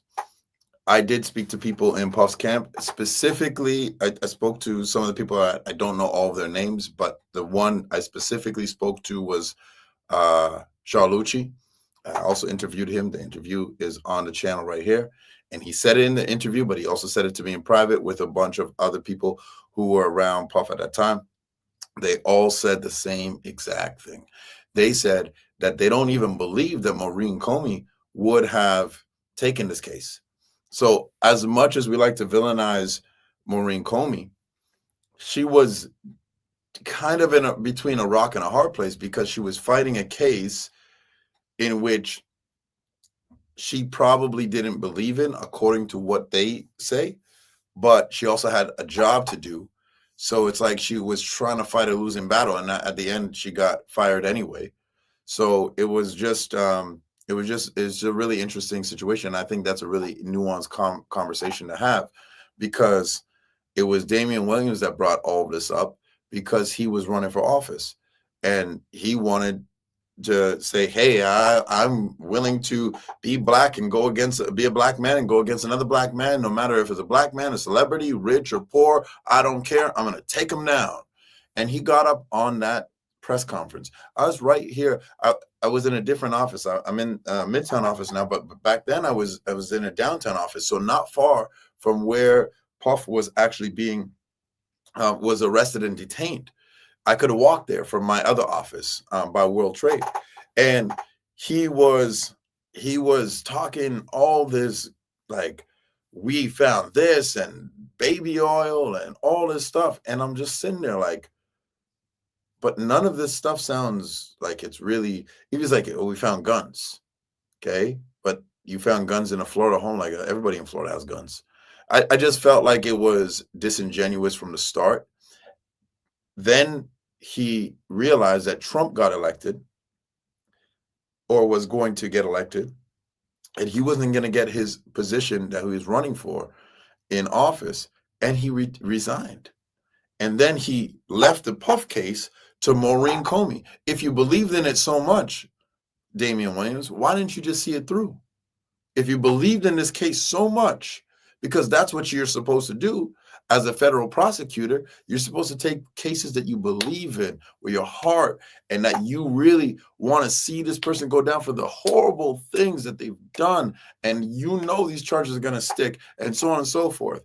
They got a puppet, another black man, to go against this black man. In my opinion, that's what was happening. And then when you realize you weren't going to get what you wanted out of it, you dipped. You jumped out the window, and you left it to the white woman. And then it's easy to villainize the white woman when she's going against a black man. Now, I'm not sticking up for Maureen Comey, because she still had the option to say, hey, yo, this is a trash case. I'm not taking it. I'm not doing it, because I know that these things are not true. She took it and she ran with the same flag, just as the same pace, or if not faster, than Damian Williams did. So I'm not exonerating her. I'm just playing the what if game. And it's a nuanced conversation that we can have. And if you guys want to have it in the chat, I just thought I'd bring it up because this was never her case to begin with.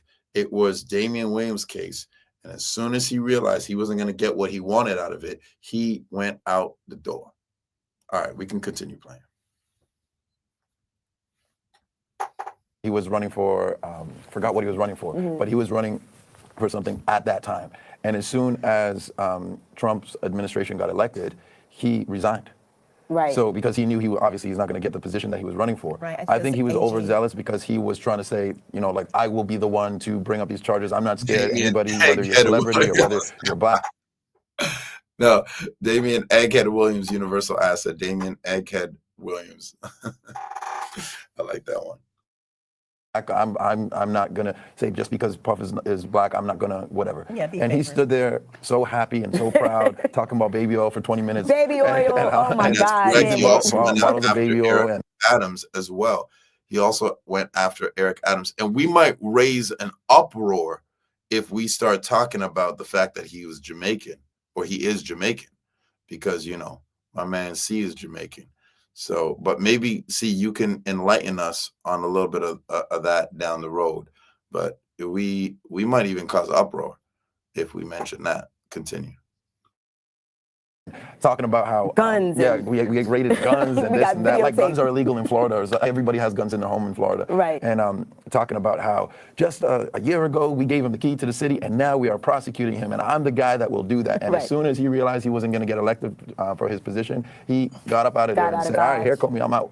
Right. She was sitting there like, "What am I supposed to do?" So let's go into the sentencing and the reactions and the implications, okay? So we have Diddy's legal team, who fought for time served, citing character witnesses, past community work, and lack of prior convictions. But the judge disagreed, handing down a sentence that sparked reactions from all sides. So let's take a listen to one of the most surprising voices. No, we can skip Punisher. I spoke to the Punisher on sentencing day. I will tell you, I'm not going to tell you what he told me, because I told him we'll have an off the record private conversation. So I spoke to him off the record and privately. I will tell you he's a good guy, and he was honest.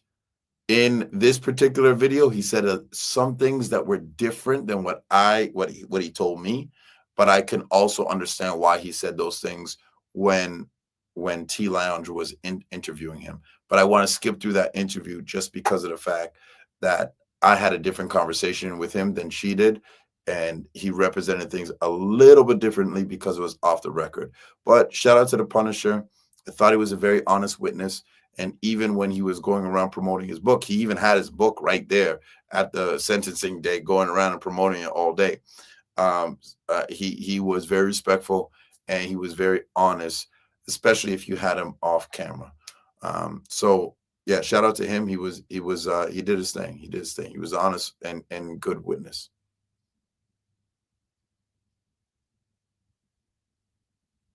Now, I did skip out some parts of it because if you guys want to watch the full thing, you can always just visit the T Lounge channel, and you'll just put in the chat. See. All right, I'll do that in a sec. Let me just. And y'all, let's get these likes up. Let's try to get the likes to 100. I got a lot of pressure from my back crew. They are always telling me to tell you guys to send this, like, share, and subscribe. So please do. And shout out to all the regular people who are always supporting us. I appreciate everybody on the live right now. Continue, C.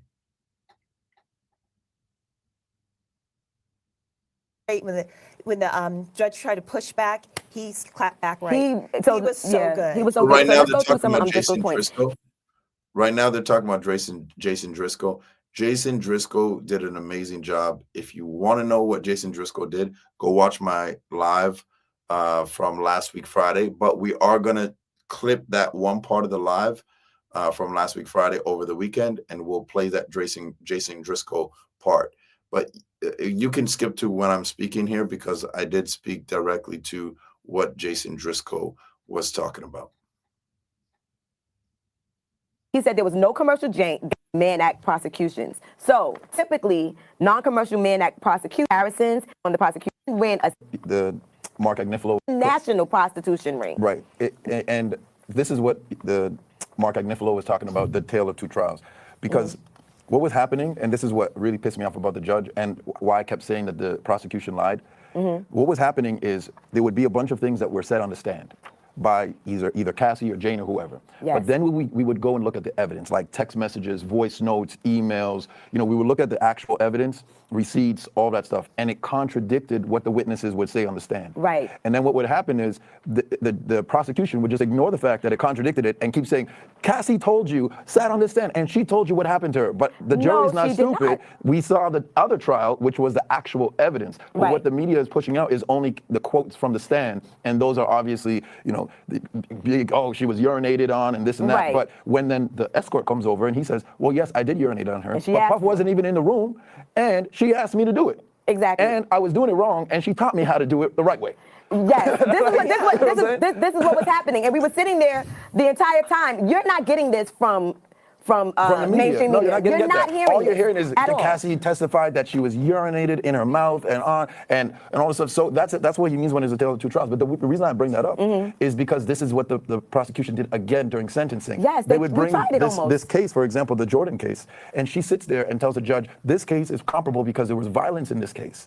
She leaves out the fact that he made $1.8 million off of a Yes. 7-year prosecution ring, and that he was 100 clients. Yes, over 100 clients. And he even broke down and said, Driscoll did. He said, think about how many times this prosecution would have had to happen to make $1.8 million. Right. You're talking about what, $100, $500 a pop to get to $1.8 million. How many times this was happening? And she left out the fact, the judge called her out on it, but she left out the fact that this guy was not a first-time offender. He served time in Cuba, 8 years in prison. And he's Yes. also a murderer, too. Yes, and Right. when the judge brought that up to her, she said, yeah, that's true, Judge, but he was really sentenced this long time because of the violence, not because it was his Right. second offense. Yeah, that And was- Driscoll was like, this is not even comparable. Exactly, it wasn't comparable. And the other one that they brought up, Mi Sun Cho, Yes. had 4 prior prostitution arrests and only received 60 months. And then he went on to bring up, this is Driscoll, part of Diddy's defense.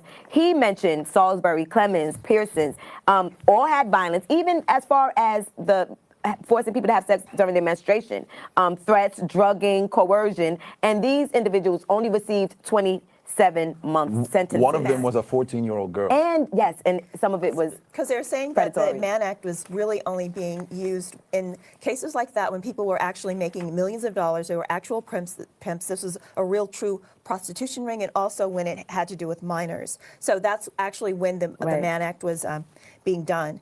But the other thing I want to bring out too about Diddy, I mean, clearly he's not a pimp. You know, he's oh, that's the other part. The judge said, the judge stopped Driscoll and said, but the prosecution says that he's playing the role of a pimp. So what do you have to say to that? And Driscoll goes, well, Judge, all pimps make money. He wasn't making any money. He said all pimps have one thing in common: they make money. They make money. and the thing about Diddy is, I mean, when he has a business, he goes large. And Well, he showed makes up. a lot. Shout out Holly. I was about to say Hollywood Tea, Tea Lounge. Shout out Holly Tea Lounge. She said all pimps make money. He wasn't making money, which is exactly the same thing that I was saying. And what the judge did is he said, well, the prosecution at this point, they're saying that Diddy is playing the role of the pimp. So he is kind of playing the role of the pimp, right? And Driscoll, he said a whole bunch of things, but at the end, he said, all pimps have one thing in common. They all make money, and he ain't making any money. So that's the way it's different, Judge. Driscoll, I've told you guys many times, he's the young, what do they call it? The old whippersnapper or something like that. They call it young whippersnapper. That guy just gets up there and he knows case law. He reviewed over 900 cases. He reminds me of Mike Ross from Suits. He remembers everything, and he'll go at you like he goes toe to toe with the judge. And sometimes I believe that the judge is kind of like, competing with him, like, because the judge is also pretty young. I think the judge is only like 40 something years old, in his early 40s at that. So the judge is also young.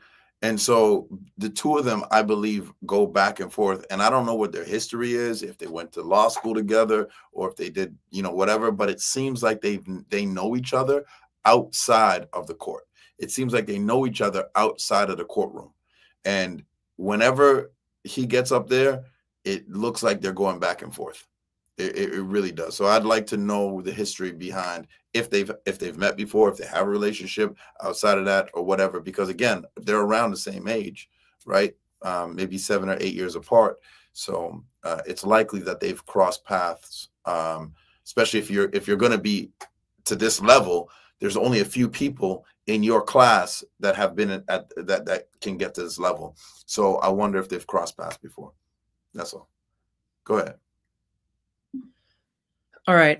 Yeah, just before I continue playing it, for any of you guys who are just filing in, remember to hit that like button. And if you haven't already yet subscribed, We're to at the 73, see? Yeah, so all the people who probably have not hit this like button yet, now they can hit it so we can get to that 100 like goal before we end this live, Thank you guys. I appreciate it. I appreciate you guys hitting that like button. We're at 73 likes already. And yeah, this helps what you guys have done with our morning lives at 7:30 a.m. and supporting that and watching the replay and stuff. It's been amazing. And now we know that we can actually, bend the algorithm a little bit with our audience. So you guys have been very supportive. Thank you guys.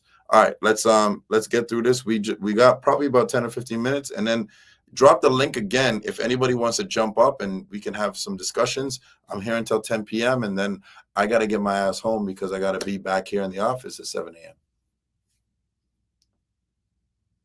All right, I think he was a classic example of the way that the media, black media, even mainstream media, legacy media, portrayed the trial and versus the fake news. I can't believe I'm agreeing with this dude, but yeah, the fake news. So I remember I saw Touré in the hallway and I said to him, you know what, everything that you're saying on your podcast, kudos. I think that, you're doing a wonderful job. However, none of that is happening inside that courtroom. None of it. There was no... You guys remember my Touré video. You guys remember, you can put me on the screen, see, it's all good. You guys remember my Touré video. He came to the trial maybe 2 days in the last week. He was there at sentencing as well. He sat a few rows in front of me. This clown legit just lied. And T Lounge is calling him out. I appreciate what you're doing on your podcast, but none of that is happening in the courtroom. He has some personal vendetta against Puff. And because he has a platform, because he's been doing this for many years, he's able to change the narrative about Puff. And it's not right. And that's why I went crazy on that video that I did on Touré. I think maybe it's probably like a month or 2 months ago now. And he just lies. He straight up lies. And I didn't appreciate it at all, not one bit. Now we're going to skip that little interview thing with Touré because I don't want to be, as the young kids say these days, triggered and punch my phone. But Touré, he has not told the truth during this Puff stuff, during this trial. He has not told the truth, and he's not represented the truth at all. It's all hearsay, and it's all personal issues that he has with Puff. And he talks like he can go and call Puff right now and stuff like that. None of my enemies can call me and I'm going to answer the phone and say, hey, what's up? How can I help? All right, let's continue. Yes, Universal ask. He is a liar. Yes.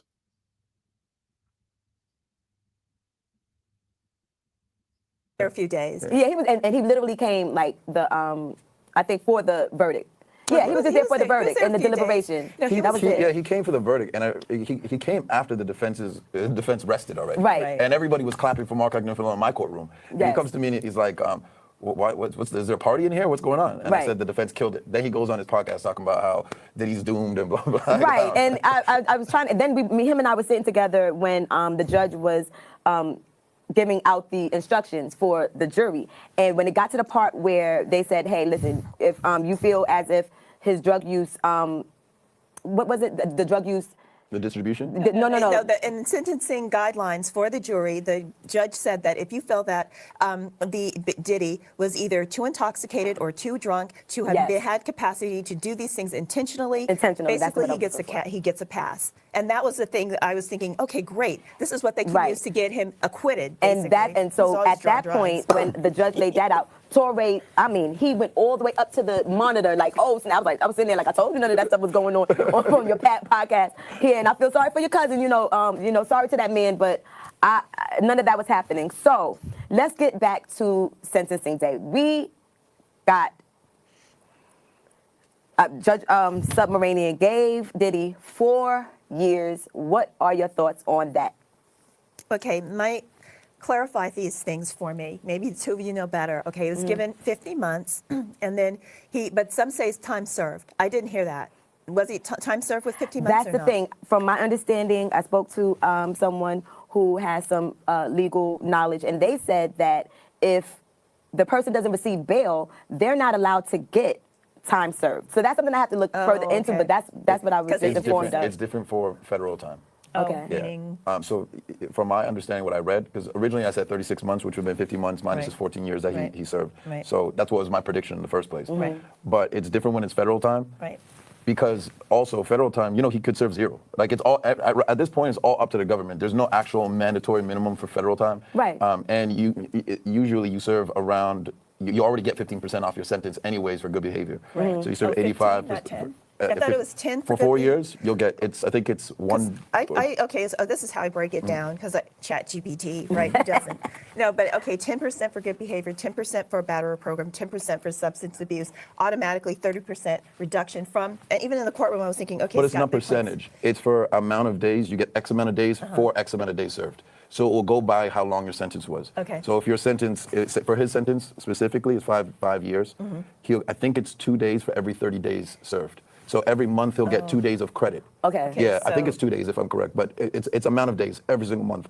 Excuse me, that makes up 80%, 85% basically. Okay. Yeah. So he has to do 85% of his time. Yeah, but then he's also is probably going to join the drug program if he successfully completes rehab, which he's a perfect candidate for. By the way, he gets another 12 months that he can take off his time. Oh, okay. So he might be out by next summer. I have a friend who's a cop, and he said he'll be in a halfway house by next summer. Yeah, exactly. And then also with the program that he's running, if he continues that program that he started at MDC in the other prison, Florida, I think it's 15 days for every 30 days you run the program. You get credit as well. So he's already done 6 weeks. Yeah, so Diddy started a program at MDC, called Free Game, where basically he's working with inmates, and I think it spans across different I think he has different gang affiliations and he's trying to basically it's a 6-week course on business. Right. And his approach was because in the prison system people are divided by gangs, gang affiliation or race or whatever. There's a lot of division. So he said that if you come into my class,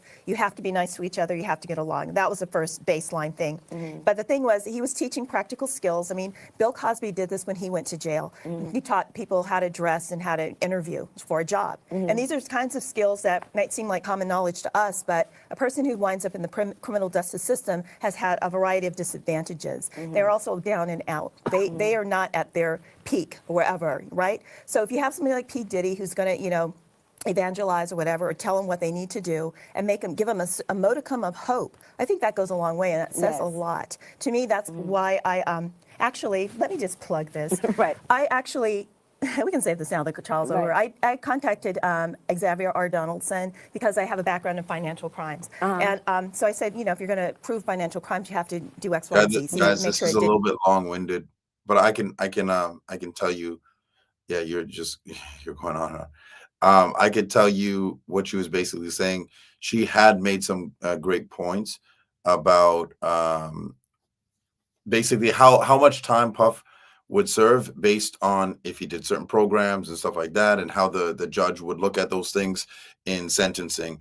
And when I was speaking to Angela, or Angie, as she goes by backstage, she was actually telling me and showing me how one of Puff's lawyers, Donaldson, actually agreed with her and emailed her back and went back and forth with her. So it was really cool that she was having a direct conversation via email with that. You guys seen our videos where I was talking to them his lawyers live, but that was not like planned. That was just, I so happened to see a bunch of them, and we spoke back and forth.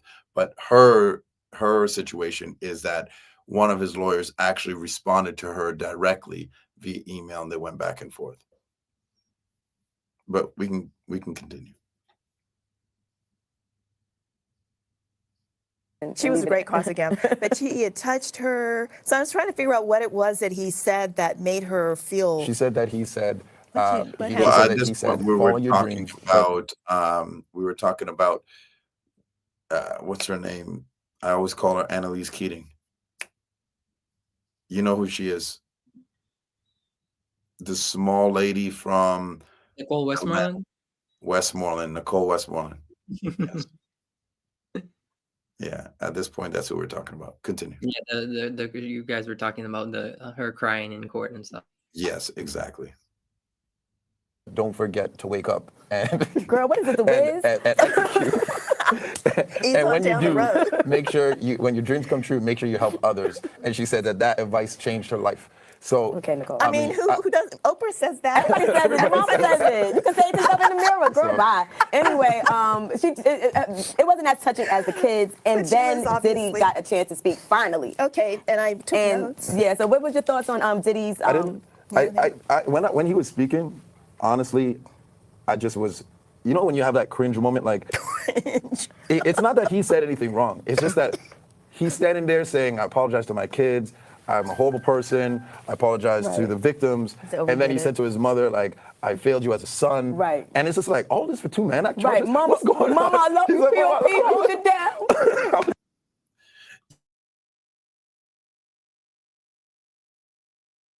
Yeah. So Jay, you're muted. Yeah, it's just pause right there. Exactly how how T Lounge said it, where he's like, "Mama, I love you." That's exactly how he said it. I can't even do the voice, but that's exactly how he said it. Go ahead. Yeah. So at that point, Angie was she was gonna read the What notes. Diddy had said. I already read it on our live, anyways. So let me just skip out that part.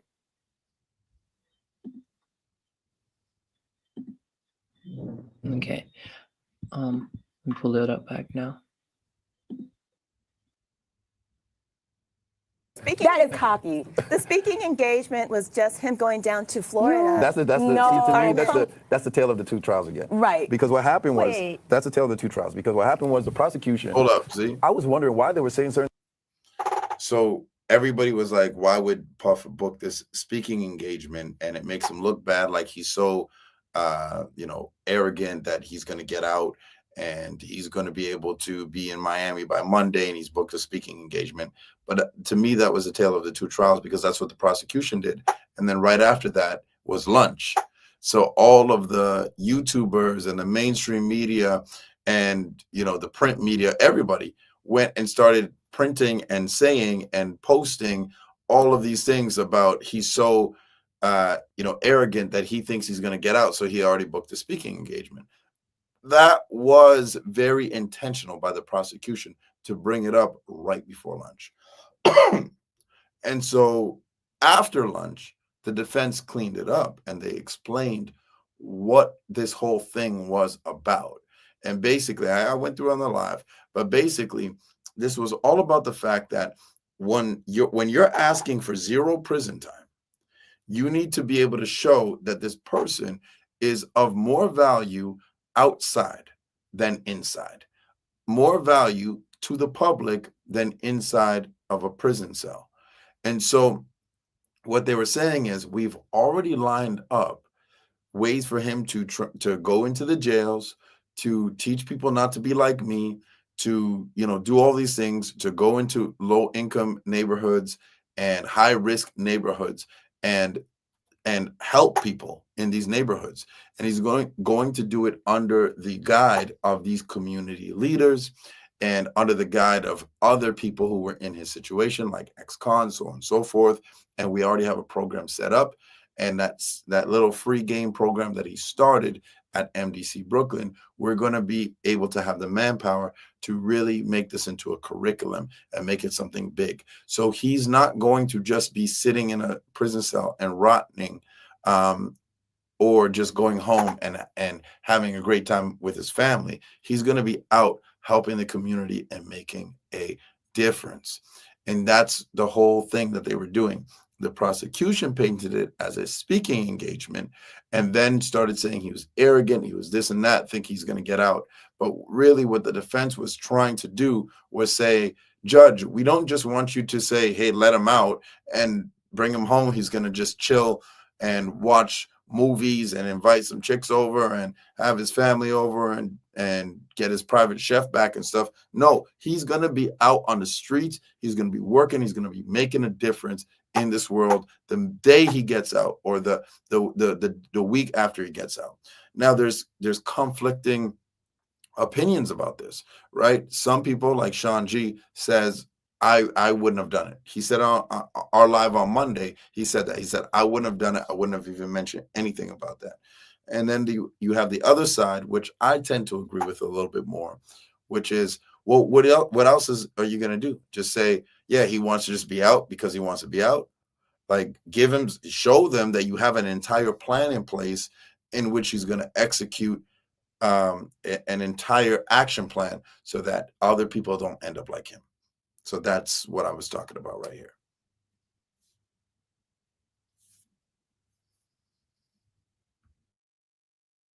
Things because the judge knows better. They're not speaking to the jury anymore, and the defense has all the information. So I was like, why are they saying these things? I was speaking to somebody at lunch, and they said they're saying it for the press. And that speaking engagement, the press ran with that. They said he booked the speaking engagement for Monday, thinking in Miami, thinking he was going to get out or whatever. And then we broke for lunch. So then all of the influencers went wild with it. He booked the speaking engagement for cocky. So what it really was he. You can't, if you're asking the judge for zero jail time, for him to leave and go home today, it can't just be I'm going home, do house arrest, twiddle my thumbs, just hang out with my family. It has to be you convincing the judge that he's more valuable on the outside than the inside. Right. So that's the reason why they said they booked him for a program, to be a part of a program, saying that he can help this correctional. But it was basically so that he could do the same class that he did down in Florida. The free game. So there you have it. Now listen. Tonight, we opened a conversation that is still unfolding clearly. We looked at the law, the history, the media, and the community cause, and how each of those things shape what justice looks like when Black Power is on trial. We won't all agree, and that's the point. But if we're going to build a future where justice actually means something, we got to start with the truth. And y'all didn't get that from the media, even when it's uncomfortable, especially when it involves our own. So I want to thank my panelists. Thank you so much for coming out. I appreciate it. And thank you to my audience. And thank you to the culture for still pushing us to ask better questions. I am Lady T, and this has been the T Lounge. Make sure you like, comment, subscribe, because here on the T Lounge, we don't give a sip. It's wonderful. Shout out to Lady T, and shout out to the T Lounge. Y'all go and follow her channel. Y'all go and support her. She has supported me and has done a great job. Yes, sir. So Jay, we have Donat in the back room. Nice, my guy, Donat. Yeah, can you put him on the screen? Yeah, sure. What's up? I miss you guys. Hey, Donat, how you doing, brother? I'm okay. How are you doing? I'm sorry I did not make it to New York. I had I decided to use those resources to go to TwitchCon, which is gonna happen next weekend, and then I'm going to the Milagro trial in Florida in November. I miss y'all. I was thinking about y'all. I swear to God, I see you coming out of the court. I see you doing your thing, and obviously you ended up finding out that my name carries a lot of weight and people can get clout off of just, I'm the roast master. Long story short, how have you been? I miss you, buddy. And I just want to see if I can add value to your conversation. Yeah, I've been well, man. I've been busy. I've been doing my thing, but I want to just, for those people who are watching this video right now, Donat is one of the first people, a handful of people who had supported me during the trial. I didn't have a YouTube channel when he was putting me on his YouTube channel, and he also, encouraged me to make my own YouTube channel. And so he's one of the people that supported me early before I even had an audience. So thank you so much. I just want to give you your flowers, sir. Thank you so much.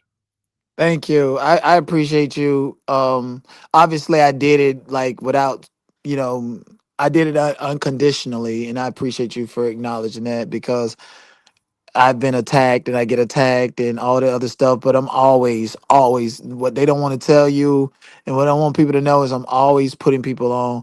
And I'm glad that you were able to navigate and be successful and do your own thing and pop off, man. You're a beast. I love you and I respect you, and I'm gonna see you again early 2006. Before I go to Brazil, I'm gonna go back to New York. I'm gonna see you.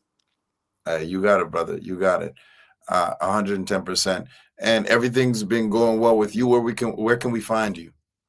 Okay, yeah, I'm on Twitch. I still have like I created a new fan page in litigation with YouTube for my actual page back. And I have a new page that's popping. I'm denied. So, it's already monetized, it's already doing its thing. Wonderful. Everything. Yeah, I came back in like a week, it was up and popping. Like, I'm a staple out here in these streets, but yeah, What so did so you think you about what did you think Mhm. about the sentencing? Honestly, for the man act and everything, I honestly, and then I read the because I was looking at Twitter when it was happening live, and I was reading how they had this whole discussion about rules of evidence in 3553A, I believe. And I was a little bit nervous because I was like, if he considered everything that Diddy has done, that is gonna like give him a lot of time. And if I'm not mistaken, he did say he can consider it. In considering it, he gave him the 4 years.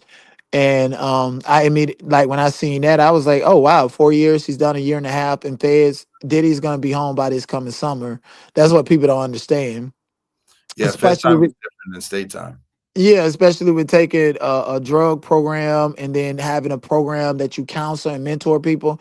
Diddy's going to be out by this summer. Can he do the time? Is he built for prison and jail? No, absolutely not. Me personally, I think that given everything, all the testimony and stuff that we heard, including the lies, including everything, including like, what was not brought, the allegations against him that was not brought into court, I do feel like he get a slap on the wrist. That's what I believe. I feel like if you gonna punish him, punish him, and if you gonna let him go, he need to let him go. It was no in between for me. It was like either he's getting out today or he's gonna get 10 years or something. Okay, You so know last question. What would you have given him? what would I have given him? I would have probably given him like 10 years, because as I continue to look at the man act, if you take a girl on a trip out of state and she's mad at you and come back and say she would, then you probably can get hit with the man act too. And Lady Justice is blind. Lady Justice is a woman because the law inherently favors women over men. And I feel like throughout all the press, you good throughout all the press, like you finna vomit. No, I'm sick, man. I'm still catching that. Okay, my bad. Throughout all the press and promotion, it surprised me that Me Too wasn't there.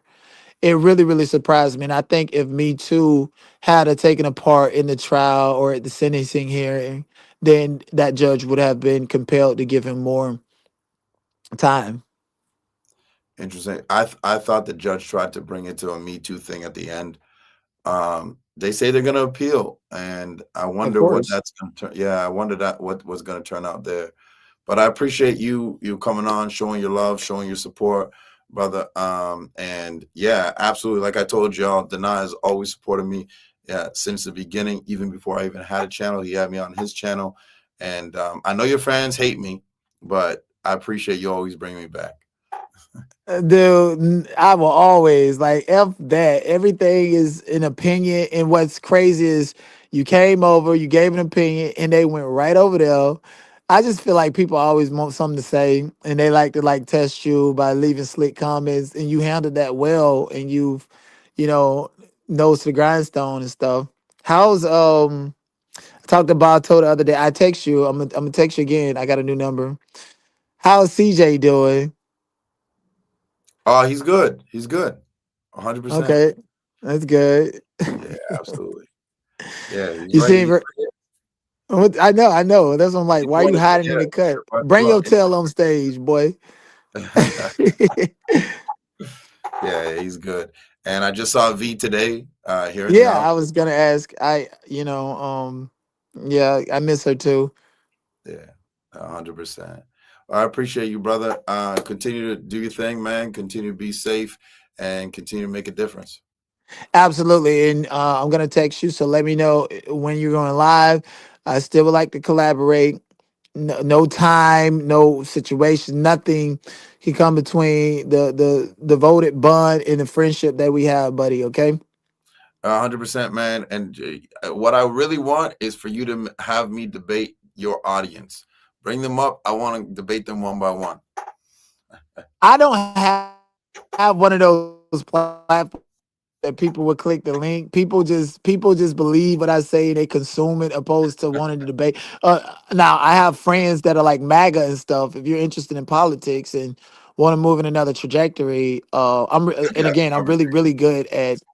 I'm not huge into politics, but Yeah, I I'm really got. good. Yeah, I'm really. It's not just the fact that you're you and you created this play. I'm really really good at sector hopping, and so we can talk more about that. And if you wanted to get popping in another sector, I can give you tools, tips, ideas, and I'm a part of like so many different sectors, as you know, especially from all the videos. So, they hate me because they can't control me, and they hate me, and they gonna hate you even harder, buddy. There you go, man. Don't worry. If people aren't hating you, it means that you're not doing anything right. So appreciate it. Exactly. All right, my man. All right, thanks, Have a good buddy. one. I'm gonna text you. You got it. Peace. All right. Shout out to Donat. I appreciate and see, drop the link if anybody else wants to come up here, have a few words. I'm gonna wrap up around 10. I'm in Eastern Standard Time, so it's almost 10 o'clock my time.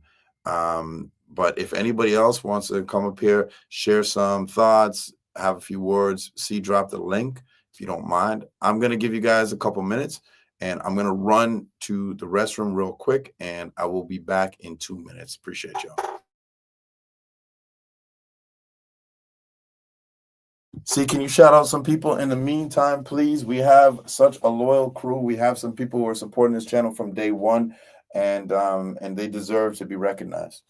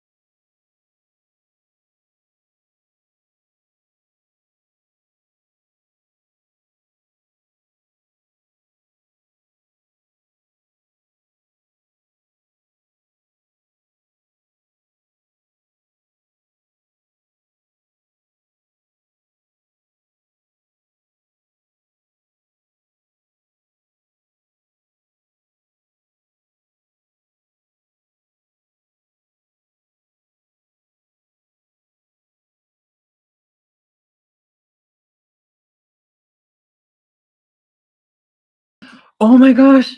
I am so sorry, guys. I just realized I was on mute. I've been shouting out everybody. You've been shouting out everybody and you're on mute.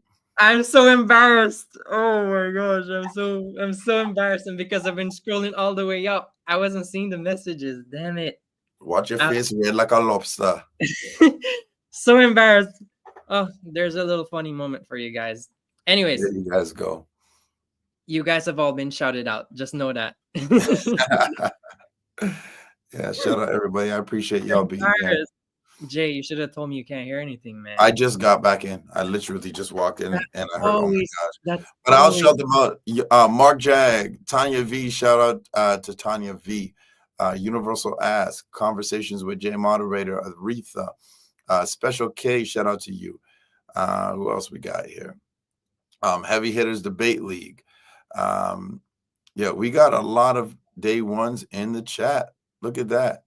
I appreciate all of you guys being here. Did you drop the link? Did anybody jump up?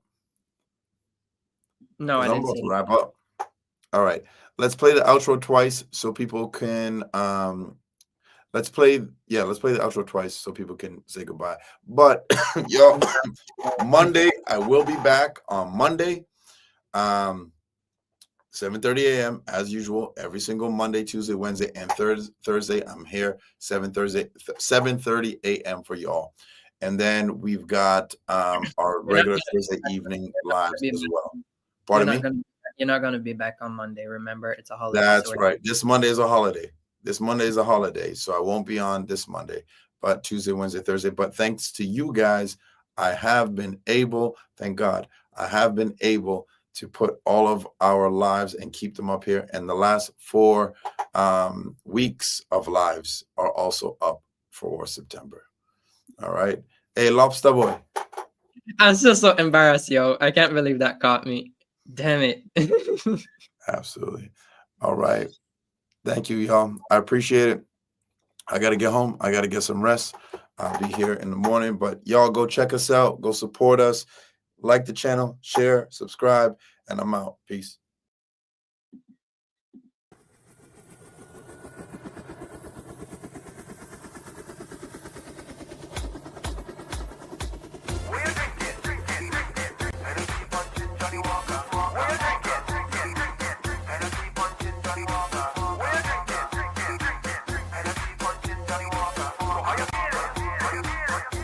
Right now, me feeling high like a helicopter. Spin out your rags in the air like a chopper. Hennessy punching Johnny Walker. Somebody tell the police they just can't stop us. Like a helicopter. Spin out your rags in the air like a chopper.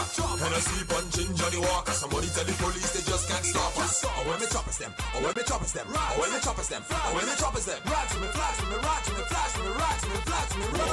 Yo, spin your rags in the air like a chopper. Wave your rags like a helicopter. Spin out your rags in the air like a chopper. Round and round like a helicopter. Spin your rags in the air like a chopper. Wave your rags like a helicopter. Spin your rags in the air like a chopper.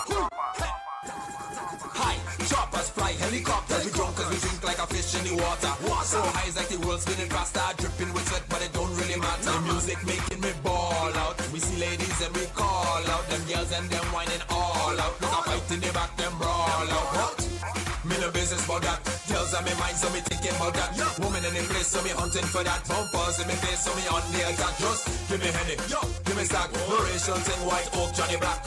Oh gosh, I got catch a jet like 1919 does have me feeling high like a helicopter. Spin out your rags in the air like a chopper. Hennessy